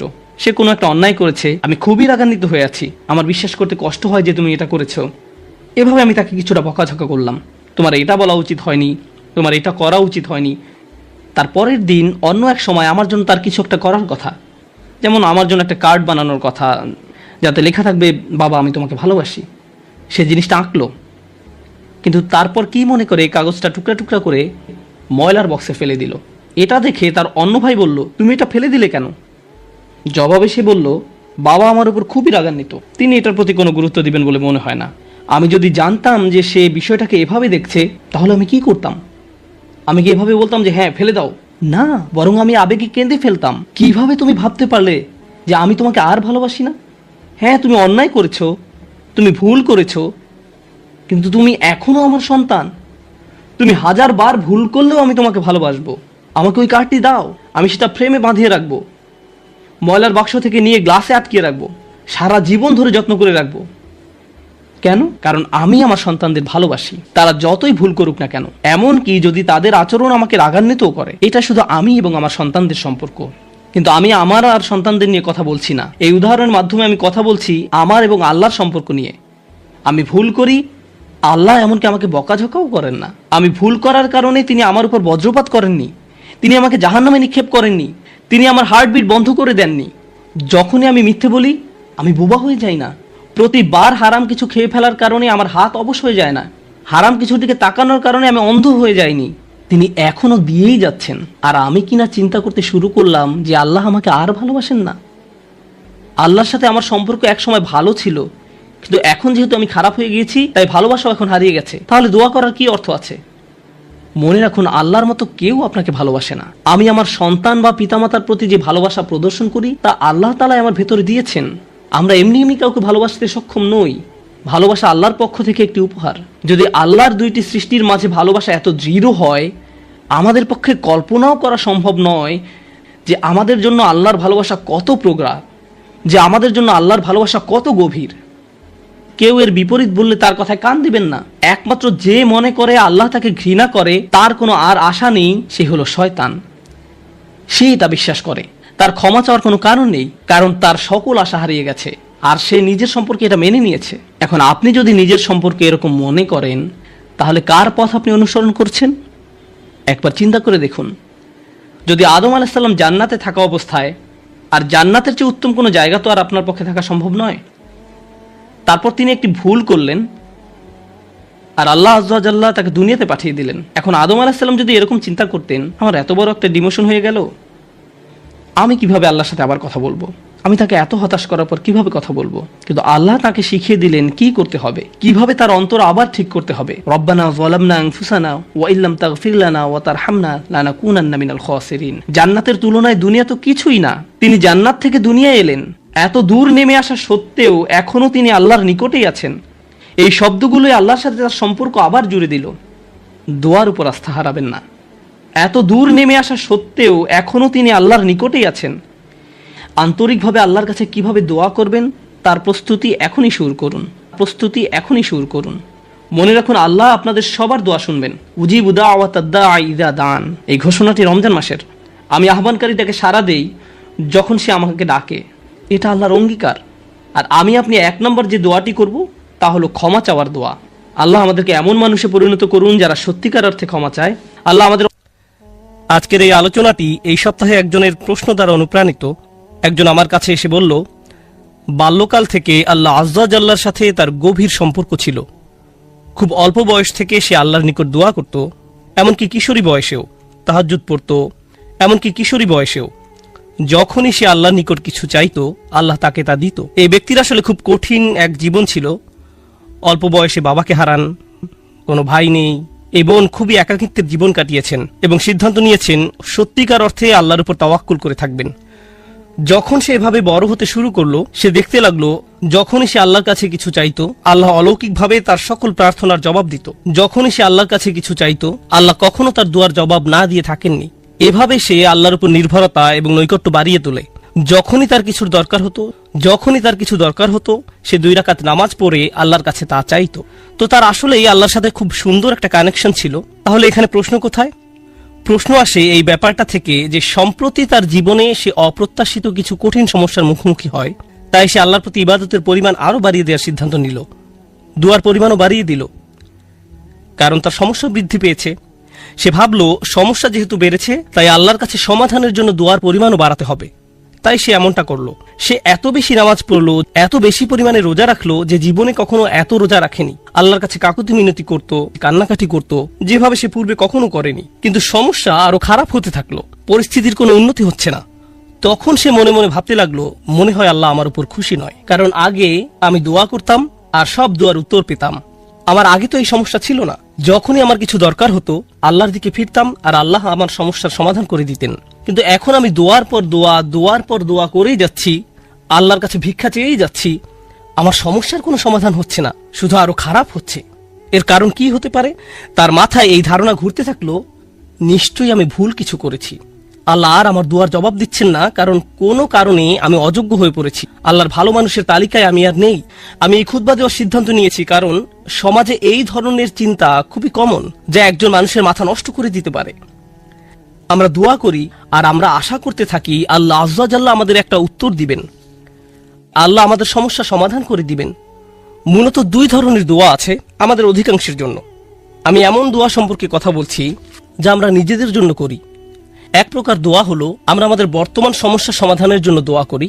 আমাদের সমস্যা আছে, কিছু পরিস্থিতিতে আটকা পড়ে গেছি, আমরা চাই আল্লাহ আমাদের আরো খারাপ কোনো সমস্যায় পড়ে যাওয়া থেকে রক্ষা করুন, আমাদের ভালো যা আছে তা যেন তিনি রক্ষা করেন, ইত্যাদি। আর অবশ্যই আমরা আমাদের ভবিষ্যতের জন্য দোয়া করি, আমরা নিজেদের জন্য দোয়া করি, সন্তানদের জন্য দোয়া করি, এখন সবকিছু ভালো আছে, ইয়া আল্লাহ এভাবেই যেন থাকে। এই ধরনের দোয়াগুলো আমরা নিজেদের জন্য করে থাকি। যে বিষয়টির উপর আজ গুরুত্বারোপ করতে চাই, আগের একটি খুতবা এটা নিয়ে আমি কথা বলেছিলাম, কিন্তু আজকের খুতবাটি কিছুটা ব্যতিক্রম। এই জন্যই আমি মরিয়ম সালামুন আলাইহাকে বাছাই করেছি। শুরুতে সবাইকে একটা ব্যাপার স্মরণ করিয়ে দিতে চাই, আপনার দুয়ার উত্তর তাৎক্ষণিকভাবে পাওয়া যাক বা না যাক, এর সাথে আল্লাহ আপনার উপর সন্তুষ্ট আছেন কিনা তার কোনো সম্পর্ক নেই। এর কোনো সম্পর্ক নেই তার সাথে। এই দুইটার মাঝে কোনো সংযোগ নেই। আর যদি কোনো সংযোগ থাকতো তাও আপনি জানতেন না। কারণটা কি? আপনারা জানেন, আমরা সবাই জানি নূহ আলাইহিস সালামের কথা, যিনি খুবই স্নেহময়ী পিতা ছিলেন। তিনি দাওয়াত দিয়েছেন 950 বছর যাবত। কল্পনা করতে পারেন? আপনাদের কি মনে হয় তিনি তার সন্তানের জন্য দোয়া করেছেন? তিনি তার স্ত্রীর জন্য দোয়া করেছেন? নাকি তাদের ব্যাপারে কোনো পরোয়া করেননি? যিনি তার জাতির জন্য এতটা যত্নশীল হতে পারেন, তারা তাকে থুতু নিক্ষেপ করেছে, অপমান করেছে, তারপরেও তিনি আবারও তাদের কাছে গিয়েছেন। এভাবে 950 বছর যাবত। আপনাদের কি মনে হয় তিনি নিজের ছেলেকে উপেক্ষা করেছেন, নিজের স্ত্রীর কথা ভুলে গেছেন? তিনি তাদের জন্য বছরের পর বছর দোয়া করে গেছেন, তারা নিজেদেরকে পরিবর্তন করেনি। ব্যাপারটা কি এমন নয়? তিনি কি নিজেকে এভাবে দোষ দিয়েছেন যে মনে হয় আমার দাওয়াতটা ঠিকমতো হয়নি, তো আমার আর দোয়ার প্রতি কোনো গুরুত্ব দিচ্ছেন না? আলোচনাটা এভাবে শুরু করার কারণ হলো, ওই মানুষগুলো আমাদের চেয়ে অনেক উত্তম ছিলেন, তাদেরও একই রকম সমস্যা ছিল। এখানে এমন অনেক পিতামাতা আছেন যারা সন্তানদের জন্য প্রতিনিয়ত দোয়া করে যান, কিন্তু তারা দেখেন সন্তানরা ধর্ম ছেড়ে চলে যাচ্ছে, তারা অন্ধকার পথে হারিয়ে যাচ্ছে, আর তারা এটা নিয়ন্ত্রণ করতে পারছে না। নিয়মিত দোয়া করে যাচ্ছেন, কিন্তু দোয়ার কোনো উত্তর দেখা যাচ্ছে না। ফলে তারা হতাশ হয়ে পড়ছেন, আমি কি ভুল কিছু করেছি? আল্লাহ কেন উত্তর দিচ্ছেন না? আরে আপনি তো একা এমন পরিস্থিতিতে পড়েননি। আমাদের রাসূল সাল্লাল্লাহু আলাইহি সাল্লাম প্রচুর দোয়া করেছেন। আপনার কি মনে হয় না যে তিনি তার চাচার জন্য দোয়া করেছেন, তার পরিবারের জন্য দোয়া করেছেন? আপনার কি মনে হয় না তিনি আবু লাহাবের কথা বিবেচনা নেননি? যদি তিনি দোয়া করে থাকেন, তার সকল আবেগপ্রবণ দোয়া সত্ত্বেও আল্লাহ আজ্জা ওয়া জাল্লা তাকে বলছেন, ইন্নাকা লা তাহদি মান আহবাবত। আমাদের মাঝে এমন অনেকেই আছেন, এমন অনেক সন্তানেরা আছেন যারা আশা করেন তাদের পিতামাতা বা বড়রা যদি আরেকটু ভালোভাবে আল্লাহর পথে চলতো। এমন বহু তরুণ তরুণীর সাথে আমার কথা হয়েছে যাদের পিতামাতা ভয়ঙ্কর রকমের পরিষ্কার হারাম ব্যবসায় জড়িত। সন্তানেরা, তাদের ছেলে মেয়েরা তাদের বলছে, প্লিজ এই ব্যবসা থেকে বের হয়ে আসেন, আমি আপনাদের উপর নির্ভরশীল, আর আমি তো এই মুহূর্তে আমার পরিবারের জন্য আয় করার অবস্থানে নেই, কিন্তু আপনারা যা করছেন তা ভুল, তখন সন্তানদের বলা হয়, তোমরা পিতামাতাকে অসম্মান করছো, তোমাদের তো পিতামাতার সাথে তর্ক করা উচিত নয়। এই ক্ষেত্রে ব্যাপারটা সম্পূর্ণ উল্টো, যে সন্তানেরা পিতামাতার হেদায়েতের জন্য দোয়া করছেন, কিন্তু পরিস্থিতির কোনো উন্নতি হচ্ছে না।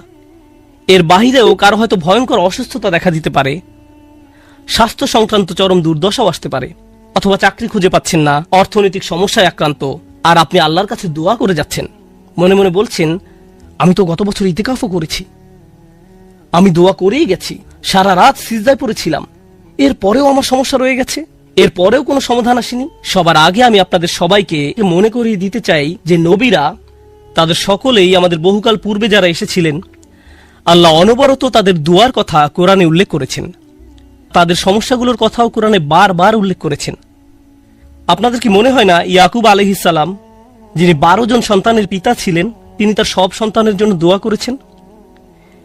বিশেষ করে ইউসুফ আলাইহিস সালামের জন্য, যখন তিনি ইউসুফকে হারিয়ে ফেলেন, আপনাদের কি মনে হয় না তিনি ইউসুফ আলাইহিস সালামের নিরাপত্তার জন্য দোয়া করেছেন, তিনি যেন তার সুন্দর সন্তানকে আবার দেখতে পান? আমরা জানি তিনি এত বেশি কেঁদেছিলেন যে দৃষ্টিশক্তি হারিয়ে ফেলেছিলেন, অবিয়াদ্দাত আইনাহু, এবং দুঃখে তার চক্ষুদায় সাদা হয়ে গেল। তার এত বছরের দোয়ার কোনো উত্তর পাওয়া গেল না, কিন্তু পরিশেষে উত্তর পাওয়া গেল। আপনাদের কি মনে হয় না যখন মুসা আলাইহিস সালামের মা নিজ ছেলেকে পানিতে ভাসিয়ে দেন, আর দেখতে পাচ্ছেন যে স্রোতের টানে বাক্সটি হারিয়ে যাচ্ছে, বাক্সটি যে কোনো সময় উল্টে যেতে পারে, আর কিভাবে জানেন যে বাক্সটি ওয়াটারপ্রুফ, পানি প্রবেশ করবে না? কিভাবে জানবেন যে এটি পাথরে আঘাত পেয়ে ভেঙে যাবে না? আপনি নদীতে ফেলে দিচ্ছেন একটি বাচ্চাকে, নদীতে। আপনাদের কি মনে হয় না যে মুসার মা আল্লাহর কাছে দোয়া করেছেন? এই দুই দোয়ার ক্ষেত্রে পার্থক্যটা লক্ষ্য করুন। মুসা আলাইহিস সালামের মায়ের ক্ষেত্রে তিনি আল্লাহর কাছে দোয়া করেন, তিনি তার ছেলের সাথে আবার একত্রিত হন ঠিক কয়েক ঘন্টা পর। বাচ্চার পরবর্তী খাওয়ার সময় হওয়ার মধ্যেই সে আবার তার মায়ের দেখা পায়। আর অন্যদিকে ইউসুফ আলাইহিস সালামের ক্ষেত্রে তিনি তার পিতার নিকট থেকে বিচ্ছিন্ন হয়ে পড়েন, কিন্তু বহু বছর যাবত তিনি তার পিতার দেখা পাননি, অনেক অনেক বছর যাবত। আমরা জীবনে সমস্যার মুখোমুখি হব, আর আল্লাহর কাছে দোয়া করার সাথে সাথেই আমাদের সমস্যার সমাধান হয়ে যাবে না। দোয়ার বাস্তবতা বোঝার চেষ্টা করুন। দোয়ার উদ্দেশ্য কি? আমরা প্রায় দোয়াকে তলাবের সাথে গুলিয়ে ফেলি। আরবিতে তলাব মানে কোনো কিছু তালাশ করা, কোনো কিছু দাবি করা, আর দোয়ার আক্ষরিক অর্থ হলো ডাকা, এটাই এর অর্থ। দাউতুকুম মানে আমি তোমাকে ডেকেছি, আমন্ত্রণ জানিয়েছি, এটা হলো দোয়া। আমরা যখন আল্লাহর কাছে দোয়া করি, মাঝে মাঝে আমরা ওই দোয়ার মাধ্যমে আল্লাহর কাছে দাবি জানাচ্ছি, এটা সত্য, আমরা অনুরোধ জানাচ্ছি, কিন্তু আমাদেরকে এই ব্যাপারটা ভুলে গেলে চলবে না যে দিন শেষে আমাদের সব অনুরোধ, সেগুলো হলো আল্লাহর একজন বিনম্র দাস আল্লাহর দিকে ফিরে নিজের সমস্যার সমাধান ভিক্ষা চাচ্ছে।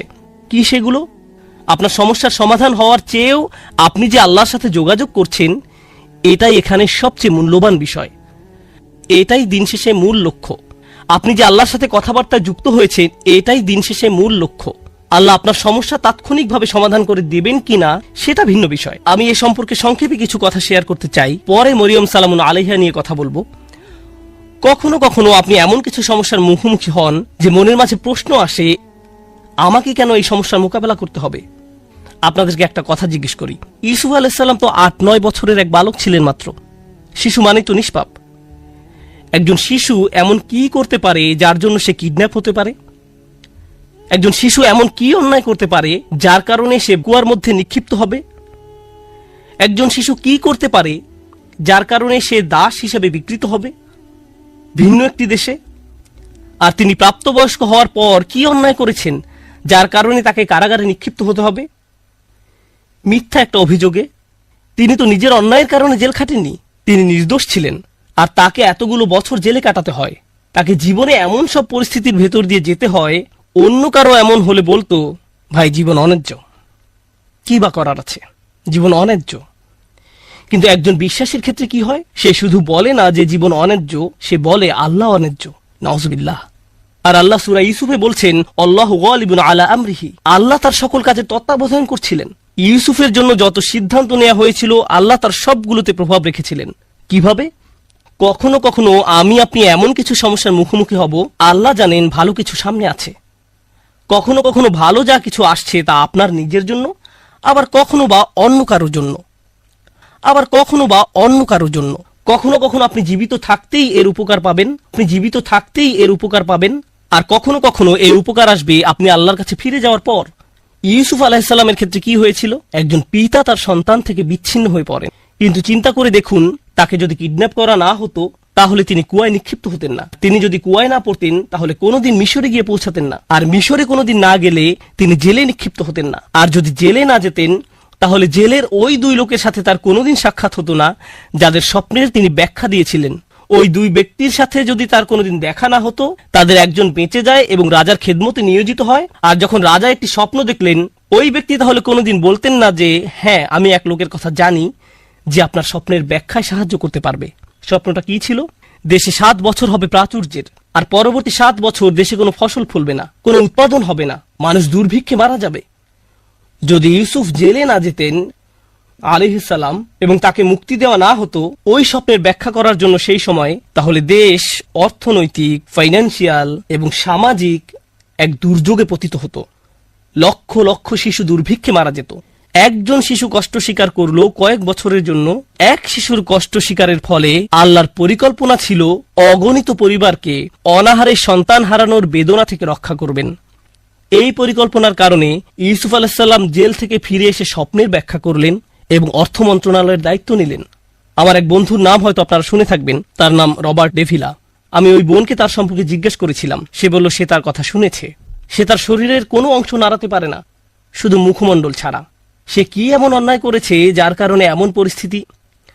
কিছুই না। কিন্তু কত মানুষ ইসলাম গ্রহণ করেছে তার এই অক্ষমতার দরুন। কত শত মানুষ এই ঘটনার কথা শুনে আল্লাহর পথে ফিরে এসেছে। কত শত মানুষ আল্লাহর প্রতি অকৃতজ্ঞ ছিল, যদিও তারা মুসলিম ছিল, কিন্তু নামে মাত্র মুসলিম ছিল, এবং সিদ্ধান্ত নিল যে আল্লাহর কাছে আত্মসমর্পণ করবে। কারণ ওই মানুষটি একটি বিছানায় শুয়ে আছে, তার কষ্ট, দুর্ভোগ লক্ষ লক্ষ মানুষের জন্য হেদায়েতের কারণে পরিণত হলো। বুঝতে পারছেন? কখনো কখনো আমি আপনি কষ্টকর অবস্থায় পতিত হই, যা আসলে খুবই সামান্য, এমন অসংখ্য কল্যাণ আর এমন অসংখ্য উপকারের জন্য, যা হয় এখন আমার কাছে আসবে, নতুবা আল্লাহর কাছে ফেরত যাওয়ার পর আমি এর উপকার ভোগ করব। সুতরাং আমাদের দোয়া কোনো কিছু অর্ডার করার মতো নয়। যখন ওই বোন আমাকে তার সমস্যার কথা বলছিল, সাথে সাথে আমার মরিয়ম সালামুন আলাইহার কথা মনে পড়ল। কারণ মরিয়ম সালামুন আলাইহার ক্ষেত্রে এমনকি ছোট বয়সেও তার জন্ম আশ্চর্যজনক। তার জন্মের কথা কোরআনে উল্লেখ করা হয়েছে। খুব বেশি সংখ্যক মানুষের জন্মের কথা কোরআনে উল্লেখ করা হয়নি। মা একটি ছেলে সন্তান আশা করেছিলেন, কিন্তু তার একটি মেয়ের জন্ম হলো। আর আল্লাহ বলেন, ওয়ালাইসা যাকারু কাল উনসা, যার অনেকগুলো গভীর অর্থ রয়েছে। আমি এখন শুধু একটি অর্থ হাইলাইট করছি। এই মেয়েটি অন্য কোনো ছেলের মতো নয়, এই মেয়েটি স্পেশাল।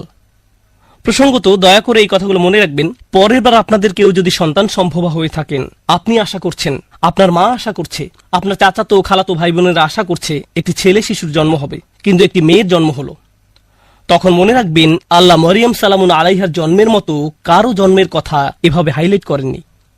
মেয়ে সন্তান পাওয়া সম্মানের, মেয়ে সন্তান পাওয়া আল্লাহর একটি উপহার। মেয়ের জন্ম হলে অসন্তুষ্ট হওয়া আসলে মুশরিকদের বৈশিষ্ট্য। আল্লাহ মুশরিকদের সম্পর্কে বলেন, যল্লা ওয়াজহুহু মুসওয়াদ্দান ওয়া হুয়া কাযীম, তাদের কাউকে যখন কন্যা সন্তানের সুসংবাদ দেওয়া হয় তখন তার মুখ কালো হয়ে যায়, সে অন্তর্জ্বালায় পুড়তে থাকে। মেয়ে সন্তান পাওয়া আল্লাহর পক্ষ থেকে আশীর্বাদ এবং সম্মান। মেয়ের জন্ম হলে যদি অসন্তুষ্ট হয়ে পড়েন, তাহলে আপনি শুধু আল্লাহর উপহারেরই অসম্মান করছেন না, আপনি কোরআনের আয়াতকেও অসম্মান করছেন। এই কথাগুলো মনে রাখবেন। এই শিশুর জন্ম হলো, তাকে আসলে বিশেষ একটি জায়গা দেওয়া হলো। আর আল্লাহ তোমাদের জন্য তোমাদের থেকে জোড়া সৃষ্টি করেছেন, ওয়াজআলা লাকুম মিন আজওয়াজিকুম বানিন, এবং তোমাদের যুগল হতে তোমাদের জন্য সন্তান সৃষ্টি করেছেন, ওয়াহাফাদা, এবং যারা তোমাদের সেবায় নিয়োজিত। এর অর্থ নাতি নাতনিও হয়, একটু পরে নিয়ে কথা বলছি। তাহলে এর দ্বারা সন্তান সন্ততি এবং নাতি নাতনিও বোঝায়। ওয়ারাযাকাকুম মিনাত তাইয়্যিবাত, সকল উত্তম ও পবিত্র উৎস থেকে তিনি তোমাদেরকে রিজিক দিয়েছেন। আফাবিল বাতিলি মিনুন, এত সবকিছুর পরেও কি তারা ভিত্তিহীন বাতিল জিনিসের উপর বিশ্বাস করবে? অবিনিয়ামাতিল্লাহি হুম ইয়াকফুরুন, আর আল্লাহর অনুগ্রহকে তারা অস্বীকার করবে। এই আয়াতটি মূলত আল্লাহ আযজা ওয়া জাল্লার পক্ষ থেকে একটা গভীর অর্থপূর্ণ বার্তা। আমি আশা করছি যে কয়েক মিনিট আপনাদের সাথে ব্যয় করব, এই সময়ে অন্তত আমরা আয়াতটির কিছু অংশ নিয়ে আলোচনা করতে পারবো, নিশ্চিতভাবে সবকিছু না। কোরআনের বিভিন্ন স্থানে আল্লাহ আমাদের প্রতি তার অনুগ্রহের কথা জানিয়েছেন। তিনি আমাদের চারপাশে যে সুন্দর সুন্দর জিনিসগুলো সৃষ্টি করেছেন, যা আমাদের সেবা দিয়ে যাচ্ছে বা কল্যাণে আসছে, আর আমাদের উচিত এগুলো নিয়ে ভাবা এবং এগুলোর জন্য আল্লাহর নিকট কৃতজ্ঞ হওয়া। স্পষ্টত এই আয়াতের মূল কথাও আল্লাহর প্রতি কৃতজ্ঞ হওয়া, কারণ আয়াতটি শেষ হয়েছে এ কথা বলে অবিনিয়ামাতিল্লাহি হুম ইয়াকফুরুন, যে তারা আল্লাহর অনুগ্রহের প্রতি কৃতজ্ঞ। যদি এখান থেকে একটু পেছনে এসে লক্ষ্য করেন তাহলে বুঝতে পারবেন এই আয়াতে যা কিছু বর্ণিত হয়েছে সবকিছুর জন্য আমার আল্লাহর প্রতি কৃতজ্ঞ হওয়া উচিত। তাহলে স্পাউস, স্বামী এবং স্ত্রী, সন্তান, নাতি নাতনি ছাড়িয়ে আরো যারা আছে, একটু পরে এ নিয়ে কথা বলছি, আমার জীবনের সকল মানুষের জন্যই আমার কৃতজ্ঞ হওয়া উচিত। এটা তো দেখা যাচ্ছে বিশাল একটা চ্যালেঞ্জ, কারণ একটা আপেলের জন্য কৃতজ্ঞ হওয়া খুব সহজ, একটা গাড়ির জন্য কৃতজ্ঞ হওয়া খুব সহজ, কারণ গাড়িটা আপনি যা চান তাই করে। আবার খাবারের জন্য কৃতজ্ঞ হওয়া অনেক সহজ, কারণ এটি আমাদের সাথে সাথে পুষ্টি যোগায়। আপনার চাকরির জন্য কৃতজ্ঞ হওয়া সহজ, কারণ দিন শেষে আপনি বেতন পাচ্ছেন। কাপড়ের জন্য কৃতজ্ঞ হওয়া সহজ, এটি আমাদেরকে ঢেকে রাখে এবং ক্ষতিকর জিনিস থেকে সুরক্ষা দেয়। তো এমন সব জিনিসের জন্য কৃতজ্ঞ হওয়া খুবই সহজ, যেসব জিনিসের সুবিধা আমি তাৎক্ষণিকভাবে প্রত্যক্ষ করি, কিন্তু আমি বুঝতে পারছি না স্বামী, স্ত্রী, সন্তান এদের জন্য কিভাবে কৃতজ্ঞ হব। মানে বিষয়টা বেশ জটিল আকার ধারণ করতে পারে। সিরিয়াসলি, আপনি তাদেরকে দেখেছেন? তারাও আশীর্বাদ। আপনি আমার বাবাকে চেনেন, উনিও কি আশীর্বাদ? আমার বাচ্চাদের কখনো দেখেছেন তারা কিভাবে আমার সাথে কথা বলে জানেন? তারা আমার জন্য অনুগ্রহ। এদের জন্য আমার কৃতজ্ঞ হওয়া উচিত। আমার জন্য আয়াতের অর্থ বলে দেওয়াটা খুব সহজ। এই যে আল্লাহ চান আমরা যেন কৃতজ্ঞ হই আমাদের স্বামী বা স্ত্রীর জন্য, সন্তানদের জন্য, নাতিনাতনিদের জন্য। প্রসঙ্গত এখানে আরো জটিল এবং মজার একটা ব্যাপার আছে। হাফাদাহ নাতিনাতনি অর্থে ব্যবহৃত হয়। প্রকৃতপক্ষে এটি হাফিদের প্রচলিত বহুবচন। হাফিদ একবচন মানে নাতি, বহুবচন আহফাদ এবং হুফাদা, যার অর্থ নাতি নাতনিরা। আর হাফাদা সম্পর্কে আত-তাবারি সহ অনেকে বলেন কুল্লু মান ইউইন ওয়া ইয়াখদিম, অর্থাৎ যারাই আপনার কোনো কাজে এসেছে, যাদের সাহায্য পেয়েছেন আপনার বৈবাহিক আত্মীয়তার কারণে, এমন প্রত্যেকে যারা আপনাকে সাহায্য করেছে বা যাদের সাথে আত্মীয়তার বন্ধনে যুক্ত হয়েছেন বিয়ে করার কারণে, তারাই মূলত হাফাদায়ের অন্তর্ভুক্ত। তাই অনেক আগেই মুজাহিদ শ্বশুরবাড়ির আত্মীয়দের হাফাদায়ের অংশ বলেছেন। তাহলে এই যে কোরআনে শ্বশুরবাড়ির আত্মীয়দের নিয়েও আয়াত আছে, কারো মনে যদি জিজ্ঞাসা থাকে এ নিয়ে, ব্যাপারটা আরো জটিল আকার ধারণ করে, কারণ শ্বশুরবাড়ির আত্মীয়দের নিয়েও আমাদের কৃতজ্ঞ হওয়ার কথা। কি সিরিয়াসলি এই মানুষগুলোর জন্য এত কিছু সহ্য করার পর এদের জন্য কিনা আমাকে কৃতজ্ঞ হওয়া উচিত? এ কারণে যখন আমি বলি আমরা একটি আয়াত পড়তে পারি, অনুবাদ পড়তে পারি এবং সামনে এগিয়ে যেতে পারি, অথবা থেমে গিয়ে বলতে পারি একটু থামুন, কি এটা আমার ব্যাপারে বলছে? এটা নিশ্চয়ই অন্য কারো সম্পর্কে বলছে। তাদের নিশ্চয়ই এমন সন্তানরা আছে যাদের জন্য তাদের কৃতজ্ঞ হওয়া উচিত, কারণ তাদের বাচ্চারা ভালো। তাদের বাচ্চারা আমারগুলোর মতো নয়। তাদের জীবনসঙ্গী নিশ্চয়ই তাদের অনেক প্রশান্তি দেয়, আমার জীবনসঙ্গী নয়। আমারগুলো কেবল আমাকে দুশ্চিন্তা এবং কষ্ট দেয় আর তর্ক করে। তাদের কাছ থেকে শুধু এটাই পাই। তারা তো আমাকে কৃতজ্ঞ হওয়ার কোনো কারণই দেয় না। ওরা সহজে কৃতজ্ঞ হতে পারে কারণ ওরা আল্লাহর নিয়ামত পেয়েছে, কিন্তু আমার পক্ষে তো এই পরিবারের জন্য কৃতজ্ঞ হওয়া সম্ভব না। আমার জীবনে তো তাদের মতো শান্তি নেই। আল্লাহ এখানে এরকম কোনো ব্যতিক্রম তৈরি করেননি। প্রসঙ্গত তোমাদের যাদের ভালো সন্তান, ভালো নাতি নাতনি, চমৎকার শ্বশুরবাড়ি এবং অসাধারণ স্ত্রী আছে, তাদের উচিত কৃতজ্ঞ হওয়া। বাকিরা অনলাইনে অভিযোগ করতে পারো আর এই নিয়ে মিম বানাতে পারো। না, এভাবে কোনো পার্থক্য করা হয়নি। এটা সবার জন্য বলা হয়েছে। আমরা যদি ব্যাপারটা নিয়ে আরেকটু গভীরভাবে চিন্তা করি, নবীদের জীবনী অধ্যয়ন করলে আমরা দেখব অনেক নবীদের স্ত্রীরাই তাদেরকে কষ্ট দিয়েছেন। যেমন নূহ আলাইহিসসালাম, লূত আলাইহিসসালাম। কিছু নবীদের সন্তানেরা তাদের কষ্ট দিয়েছেন, যেমন নূহ আলাইহিসসালাম, ইয়াকুব আলাইহিসসালাম। তাদের সন্তানেরা কষ্ট দিয়েছেন। ইব্রাহিম আলাইহিসসালাম আশঙ্কায় ছিলেন যে তার নাতিরা বা ভবিষ্যৎ প্রজন্ম শিরকে লিপ্ত হবে, আর এটাই সত্য হয়েছিল ইব্রাহিম আলাইহিসসালামের বংশধরদের নিকট থেকে। তো এগুলো সবই বাস্তবতা। আল্লাহর চাইতে বাস্তবতা সম্পর্কে বেশি কেউ জানে না, আর সেই রবই এই আয়াতের শেষে আমাদের কৃতজ্ঞতা প্রকাশ করতে বলেছেন। তাই আজকের খুতবায় প্রথমে আমি আপনাদের কাছে ধাঁধার মতো প্রায় ব্যাপারটা বর্ণনা করতে চাচ্ছি, কিভাবে আমরা এর সমাধান করব বা কিভাবে আমরা এর প্রকৃত অর্থ বুঝব। কারণ আল্লাহ আজ্জা ওয়া জাল্লা আমাদের আদেশ করছেন বা তিনি মূলত অভিযোগ করছেন যে আফালা ইয়াতাদাব্বারুনাল কুরআন আম আলা কুলুবিন আকফালুহা, তারা কি কোরআন নিয়ে গভীরভাবে চিন্তা করে না, নাকি তাদের অন্তরে নিজস্ব তালা পড়ে গেছে যে যদি আল্লাহ যা বলেছেন তা নিয়ে চিন্তা করতে অপারগতা জানাই এবং গভীরভাবে না ভাবি, তাহলে সম্ভবত আমার অন্তরে হয়তো এখনো কোনো তালা পড়ে আছে। হয়তো আমি মন দিয়ে বিষয়টা ভাবছি না, নিজের জীবনে এর বাস্তব প্রয়োগ ঘটাচ্ছি না, ফলে এর গভীর অর্থ আমি বুঝতে পারছি না। আমি দোয়া করছি আমরা তার আয়াত নিয়ে গভীরভাবে চিন্তা করার সময় তিনি যেন আমাদের সবার অন্তরের তালা খুলে দেন। এখন আসুন আমরা আবার আয়াতে ফিরে যাই, এর শেষাংশে একটু মনোযোগ দিই। তিনি বলেছেন আফা বিল বাতিলি মিনুন অবিনিয়ামাতিল্লাহি হুম ইয়াকফুরুন, তারা কি মিথ্যায় বিশ্বাস করবে? আশ্চর্যজনক একটা বাক্য, তারা কি মিথ্যায় বিশ্বাস করবে? এমন আয়াতের ক্ষেত্রে আপনি কল্পনা করতেন যদি আয়াতের শুরুটা শিরক বা মিথ্যা প্রভু নিয়ে হতো এবং বলা হতো যে তারা আল্লাহ ছাড়া অন্য কারো ইবাদত করে, এরপর তারা বাতিলে বিশ্বাস করে। এমন একটি জায়গায় আলোচনাটি যথোপযুক্ত ছিল, কিন্তু আলোচনাটি এরকম নয়। কথাটা এমন ছিল যে তিনি তোমাদের মধ্য থেকে তোমাদেরকে দিয়েছেন স্ত্রী, সন্তান, নাতি নাতনি, শ্বশুরবাড়ি, বড় পরিবার এবং যারা তোমাদের সহযোগিতা করে এসব, এবং তারপর বলা হলো এরপরও কি তারা বাতিলকে বিশ্বাস করবে? সুবহানাল্লাহ, এই কথাটা এখানে কেন? তো আরেকটা ধাঁধা, আমি একটা ধাঁধার উপর আরেকটা ধাঁধা যোগ করছি, তাই না? তারা কি মিথ্যায় বিশ্বাস করবে? এখানে মিথ্যার বিপরীত হলো সত্য, তাই না? আফাবিল বাতিলি ইউমিনুন অবিল হাক্কি হুম ইয়াকফুরুন। তারা কি মিথ্যায় বিশ্বাস করবে আর সত্যকে অস্বীকার করবে? কারণ মিথ্যার বিপরীত হলো সত্য। কিন্তু আল্লাহ সত্য শব্দটি বলেননি, বরং তিনি বলছেন আল্লাহর অনুগ্রহ। তিনি আল্লাহর অনুগ্রহ বলছেন এর পরিবর্তে। আর যদি আপনি আল্লাহর অনুগ্রহ শব্দটির বিপরীত শব্দ নেন, নাকবা, তখন এর অর্থ দাঁড়াবে তারা কি কাঠিন্যতায় বিশ্বাস করবে? তারা কি এমন জিনিসের উপর ঈমান আনবে যা তাদেরকে কষ্ট দেয়, মাসায়েব? আর তারা কি আল্লাহর অনুগ্রহ অস্বীকার করবে? হয় আপনি সত্যের বিপরীতে মিথ্যা বলবেন, না হয় অনুগ্রহের বিপরীতে কষ্ট। অথচ আল্লাহ কিন্তু এভাবে বলেননি, তিনি এগুলোকে একত্রিত করেছেন। আর আয়াতের মূল অর্থ বোঝার জন্য আমরা এখান থেকেই শুরু করব। সচরাচর ভাষা ব্যবহারে আমরা কোনো শব্দের সরাসরি বিপরীত শব্দ ব্যবহার করি, দিন রাত, ভালো মন্দ, এগুলো সরাসরি বিপরীত। কিন্তু কোরআনে আল্লাহ মাঝে মাঝে একটু জটিল বিপরীত ব্যবহার করেন। তিনি এভাবে বলেন না যে এর বিপরীত বি। তিনি বিপরীত বোঝাতে এমন ভিন্ন আঙ্গিকে আমাদের চিন্তা করান যা একমাত্র তিনিই পারেন। এখানে আল্লাহ আপনাকে আমাকে শেখাচ্ছেন যে এ আয়াতে মিথ্যার বিপরীত হলো আল্লাহর অনুগ্রহ, সত্য নয়। আর আল্লাহর অনুগ্রহ মূলত সত্যের বিকল্প হিসাবে ব্যবহৃত হয়। এই ধারণাটি খুবই শক্তিশালী। সত্যের আরবি হলো হক, আবার হক এর অর্থ উদ্দেশ্যপূর্ণ। তাই হক অর্থ কেবল সত্য নয়, উদ্দেশ্যপূর্ণও হয়। যেমন আল্লাহ বলেন খালাকাস সামাওয়াতি ওয়াল আরদা বিল হক, তিনি বিশেষ উদ্দেশ্যে আকাশসমূহ এবং পৃথিবী সৃষ্টি করেছেন। এখানে উদ্দেশ্য বোঝাতে কোন শব্দটি এসেছে? সত্য, হক। সুতরাং হক শব্দের দুইটি দিক আছে। তো আসুন এই আয়াতটি এই দৃষ্টিকোণ থেকে চিন্তা করি। এই যে আমার অবাধ্য সন্তানেরা, আমার ছেলে আমার সাথে তর্ক করে, আমার মেয়ে আমার সালামের জবাব দেয় না, আমার নাতিরা আমাকে ভুলে গেছে, আমার স্ত্রী আমাকে কেবল অসম্মান করে, আর অন্যদের কাছে আমার দুর্নাম করে বেড়ায়। আল্লাহ বলছেন তিনি এই সব কিছুই দেখছেন, আর আমি দেখি সমস্যা। কিন্তু আসলে এরকম জটিল সম্পর্কের মধ্যেও একটা নিয়ামত আছে, আর সেই নিয়ামত বা কল্যাণ তাদের কাছ থেকে আসছে না। এই কল্যাণ কেবলই আল্লাহর কাছ থেকে আসে। তাদের কাছ থেকে শুধু কষ্ট আসে, কিন্তু সেই কষ্টের পেছনে যে প্রজ্ঞা, যে কল্যাণ আছে, তা শুধুমাত্র আল্লাহর পক্ষ থেকেই আসে।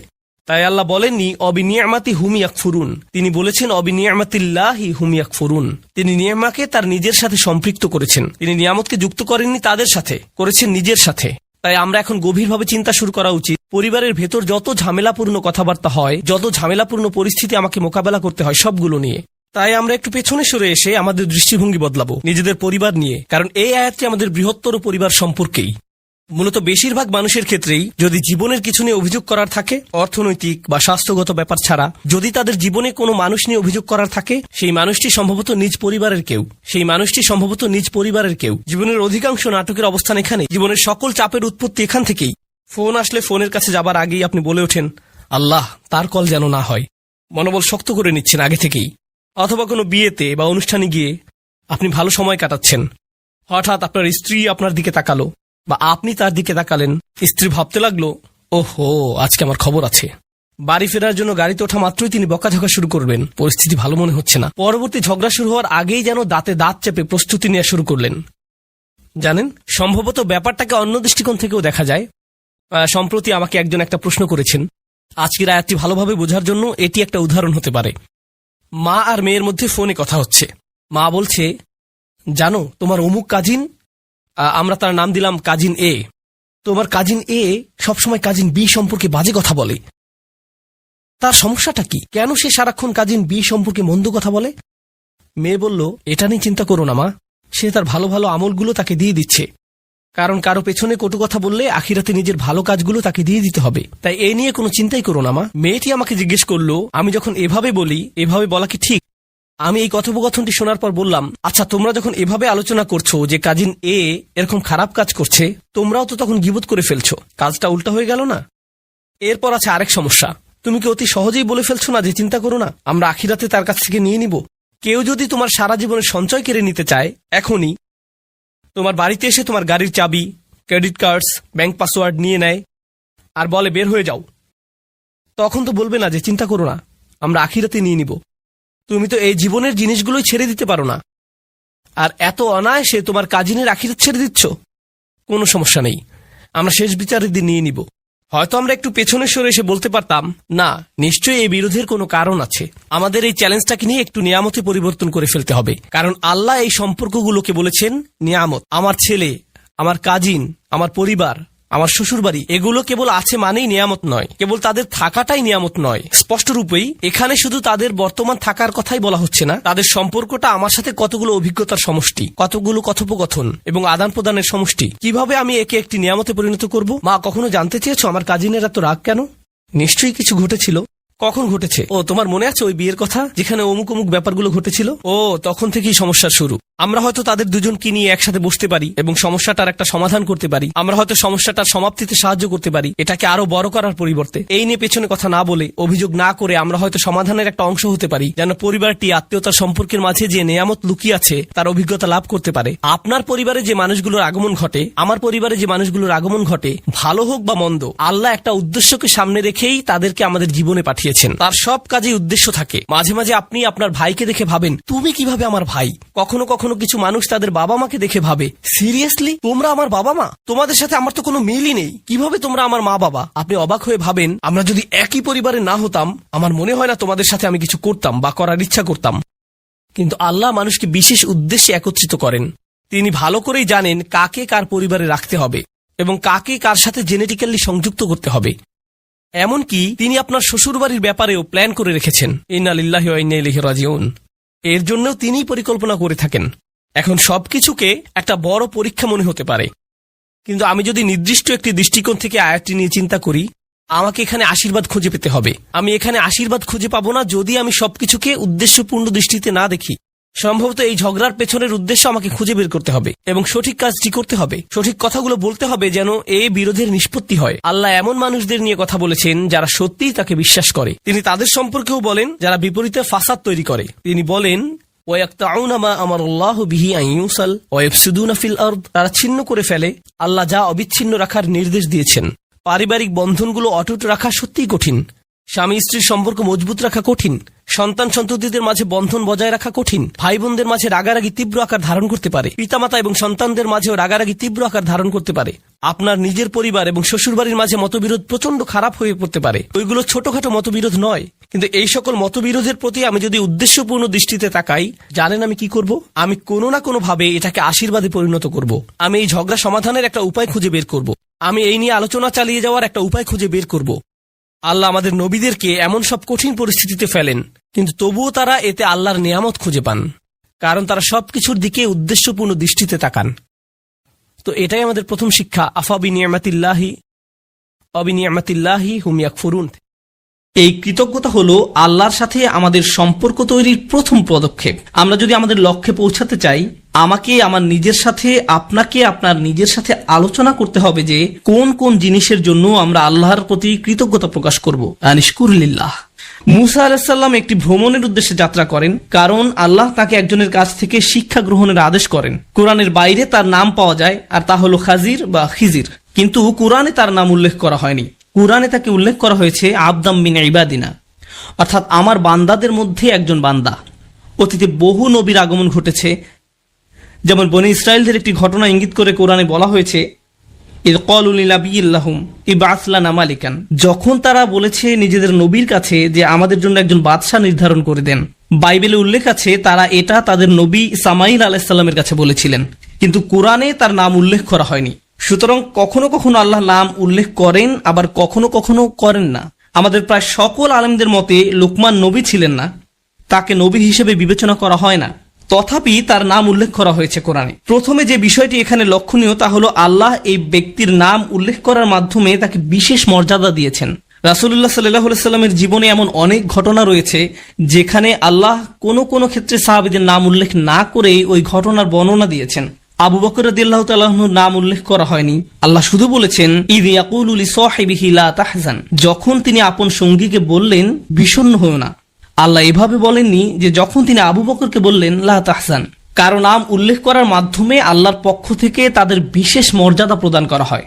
হযরত লুকমানকে কোরআনে এমনই একটি বিশেষ মর্যাদা দেওয়া হয়েছে। আমি আরেকটি বিষয় সবার দৃষ্টি আকর্ষণ করতে চাই। কোরআনের এই অংশে আল্লাহ আমাদের যে শিক্ষা প্রদান করেছেন তাকে হালকাভাবে নেওয়া যাবে না। এই ঘটনাগুলো ইতিহাসের এমন সব মুহূর্ত যা কোনো ঐতিহাসিকের পক্ষে লিপিবদ্ধ করা সম্ভব নয়। এই অনুচ্ছেদে যে ঘটনাটির বর্ণনা দেওয়া হয়েছে তা হলো একজন পিতা এবং তার সন্তানের মাঝে কথোপকথন। তো এই কথোপকথন হয়তো তাদের বাড়ির নির্জন পরিবেশে হয়েছে, অথবা তারা যখন একত্রে কোথাও ভ্রমণে বের হয়েছিলেন, বা একত্রে কোনো কাজ করার সময় তাদের আশেপাশে কেউ ছিল না, তখন কোনো রেকর্ডিং ডিভাইসও ছিল না। কত বিলিয়ন ট্রিলিয়ন সময় পিতামাতা তাদের বাচ্চাদের সাথে কথা বলেন, এমন ঘটনা প্রতিদিন ঘটে। এটা আমাদের জীবনের অংশ। তথাপি এই একটি আলোচনাকে আল্লাহ এত গুরুত্ব দিলেন যে মানব জাতি এই কথোপকথন থেকে কিয়ামত পর্যন্ত হিদায়াত পেতে থাকবে। তাই তিনি এই কথোপকথনকে কোরআনের অংশ করে দিলেন। এটা একটা বিরাট ব্যাপার। আল্লাহ এমন একজনকে সেলিব্রিটি বানিয়ে দিলেন যার সম্পর্কে অন্য কোনোভাবে জানা সম্ভব ছিল না। আল্লাহ এই কথোপকথনটিকে চিরস্থায়ী বানিয়ে দিলেন, অন্যথায় এই সম্পর্কে জানা আমাদের পক্ষে সম্ভব ছিল না। কোরআন থেকে যখন আমরা কিছু শিখবো বা জানবো, আমাদের একটু পেছনে সরে এসে প্রথমে এটার তারিফ করা উচিত, উপলব্ধি করা উচিত যে আল্লাহ আমাদের কত বড় উপকার করেছেন। ওয়ায়ুআল্লিমুকুম মা লাম তাকুনু তা'লামুন, আর তোমাদের শিক্ষা দেবেন এমন বিষয় যা কখনো তোমরা জানতে না। আল্লাহ কোরআনে বিষয়টা উল্লেখ না করলে অন্য কোনোভাবে এই জ্ঞান এবং প্রজ্ঞা সম্পর্কে আমাদের জানার উপায় ছিল না। আল্লাহ লুকমান সম্পর্কে কি বলেছেন? আল্লাহ বলেন, ওয়ালাকাদ আতাইনা লুকমান আল হিকমা, আমি লুকমানকে প্রজ্ঞা দান করেছি। এই আয়াতের কিছু অংশ আমি সংক্ষেপে ব্যাখ্যা করব, আর কিছু অংশ বিস্তারিত ব্যাখ্যা করব। একটি বা দুইটি প্রসঙ্গ নিয়ে কথা বলবো। যদি সম্পূর্ণ আয়াত নিয়ে কথা বলতে যাই তাহলে আমাদেরকে এখানে অনেক বেশি সময় থাকতে হবে। যাই হোক, আল্লাহ বলেছেন তিনি তাকে প্রজ্ঞা দান করেছেন। আরবি ভাষায় প্রজ্ঞা বলতে আসলে কি বোঝায়? আল ইলমুন নাফিউন ওয়াল আমালু বিহি, অর্থাৎ এমন উপকারী জ্ঞান যা অনুযায়ী কাজ করা হয়। তাই আপনার অনেক জ্ঞান থাকার মানে এই নয় যে আপনার অনেক প্রজ্ঞাও রয়েছে। এর মানে হলো আপনার অনেক ইলম রয়েছে, প্রজ্ঞা নয়। প্রজ্ঞা বলতে আসলে অন্য কিছু বোঝায়। প্রজ্ঞা বলতে এটাও বোঝায় না যে আপনি যখন অনেক কবিতার উদ্ধৃতি দিতে পারেন বা এমন জ্ঞানগর্ভ কথা বলেন যা শুনে লোকজন বলে উঠে বাহ। ক্লাসিক্যাল আরবির সংজ্ঞা অনুযায়ী হিকমা বলতে এটা বোঝায় না।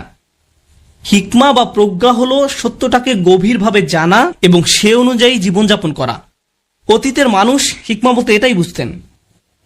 ইমাম শাফিঈ রাহমাতুল্লাহ আলাইহি ওয়ায়ুআল্লিমুহুমুল কিতাব ওয়াল হিকমা, তিনি তাদেরকে বই এবং হিকমা শিক্ষাদান করেছেন। তিনি এই আয়াতে হিকমা বলতে রাসূল সাল্লাল্লাহু আলাইহি ওয়াসাল্লামের সুন্নাহকে বোঝাতেন, কারণ সুন্নাহ হলো কোরআনের জ্ঞানের বাস্তব প্রয়োগ। তাই তিনি এই কানেকশনটি সহজেই বুঝতে পারলেন, আর তাই তার মতে হিকমা হলো সুন্নাহ। যাই হোক, আল্লাহ বলেন আমি লোকমানকে প্রজ্ঞা দান করেছি। তার যে শুধু জ্ঞান ছিল তা নয়, তিনি সে অনুযায়ী তার জীবনও পরিচালনা করতেন। এরপর আল্লাহ এই মানুষটির সম্পূর্ণ জীবনের একটি সারাংশ তুলে ধরেন। অর্থাৎ একজন মানুষের উপকারী জ্ঞান থাকার মানে কি? এই সব কিছুর সারাংশ হলো আনিশকুর লিল্লাহ, আল্লাহর প্রতি কৃতজ্ঞ হও। আরবি বাক্যের ধরন অনুযায়ী বাক্যটি এমন হওয়ার কথা ছিল ওয়ালাকাদ আতাইনা লুকমান আল হিকমা আন ইয়াশকুরা লিল্লাহ, কিন্তু এখানে আনিশকুর লিল্লাহ বলে আমর বা আদেশের দিকে তাৎক্ষণিক প্রত্যাবর্তন করা হয়েছে, আল্লাহর প্রতি কৃতজ্ঞ হও। যেন এখানে একটি আদেশ দেওয়া হয়েছে। অর্থাৎ লোকমান এমন একটি জীবন অতিবাহিত করেছেন যেখানে তিনি বারবার নিজেকেই নিজে বলেছেন আল্লাহর প্রতি কৃতজ্ঞ হও, আল্লাহর প্রতি কৃতজ্ঞ হও। আল্লাহ তাকে এমন প্রজ্ঞা দিয়েছেন যে তিনি নিজেই নিজেকে বলতেন আল্লাহর প্রতি কৃতজ্ঞ হও। বাক্যটি আদেশ সূচক। যারা নাহু জানেন তাদের জন্য বলছি, এটা গুরুত্বপূর্ণ। কেননা আমরা জীবনে এমন পরিস্থিতিতে পড়তে পারি যখন আমরা শুধু আমাদের সামনের সমস্যাগুলোর দিকেই তাকাবো। আল্লাহ বলেন লাকাদ খালাকনাল ইনসানা ফি কাবাদ, আল্লাহ মানুষকে সমস্যা, চাপ, হতাশা, উদ্বেগের মধ্যে নিমজ্জিত করেই সৃষ্টি করেছেন। আমাদের চারপাশ সমস্যায় পরিপূর্ণ। আর যখন আমরা এরকম সমস্যায় পড়ি তখন আমাদের সম্মুখের নেতিবাচক বিষয়গুলো নিয়ে আমরা আচ্ছন্ন হয়ে পড়ি। ঠিক সে সময় কৃতজ্ঞ হওয়ার মতো কোনো কিছু আমরা খুঁজেই পাই না। এটা অসম্ভব হয়ে পড়ে। নেতিবাচক বিষয়গুলো নিয়ে আচ্ছন্ন থেকে একই সময়ে আপনার পক্ষে কৃতজ্ঞ হওয়া একেবারে অসম্ভব। এই দুইটা বিষয় একসাথে অবস্থান করতে পারে না। আপনি কেবল তখনই কৃতজ্ঞ হন যখন আপনার জীবনে ভালো কিছু ঘটে, বা আপনি বুঝতে পারছেন যে ভালো কিছু ঘটতে যাচ্ছে। যেমন কেউ কিছু উপহার দিলে বলেন ধন্যবাদ, সহজ বিষয়, কঠিন কিছু না। তো লুকমান আলাইহিস সালাম সবসময় নিজেকে এভাবে বুঝাতেন যে আমার চারপাশের পরিবেশ পরিস্থিতি যাই হোক না কেন, আমাকে আমার জীবনের দিকে তাকিয়ে দেখতে হবে এই মুহূর্তে আমি কোন জিনিসের জন্য কৃতজ্ঞ থাকব। আল্লাহ আযজা ওয়া জাল্লা আমাদের বলছেন ইন্নাল ইনসানা লাযালুমুন কাফফার, নিশ্চয়ই মানুষ অত্যন্ত অন্যায়কারী, অকৃতজ্ঞ। কোন দিক থেকে আমরা চরম অকৃতজ্ঞ? আমরা সর্বাবস্থায় অভিযোগ করার কোনো না কোনো একটা কারণ খুঁজে পাই।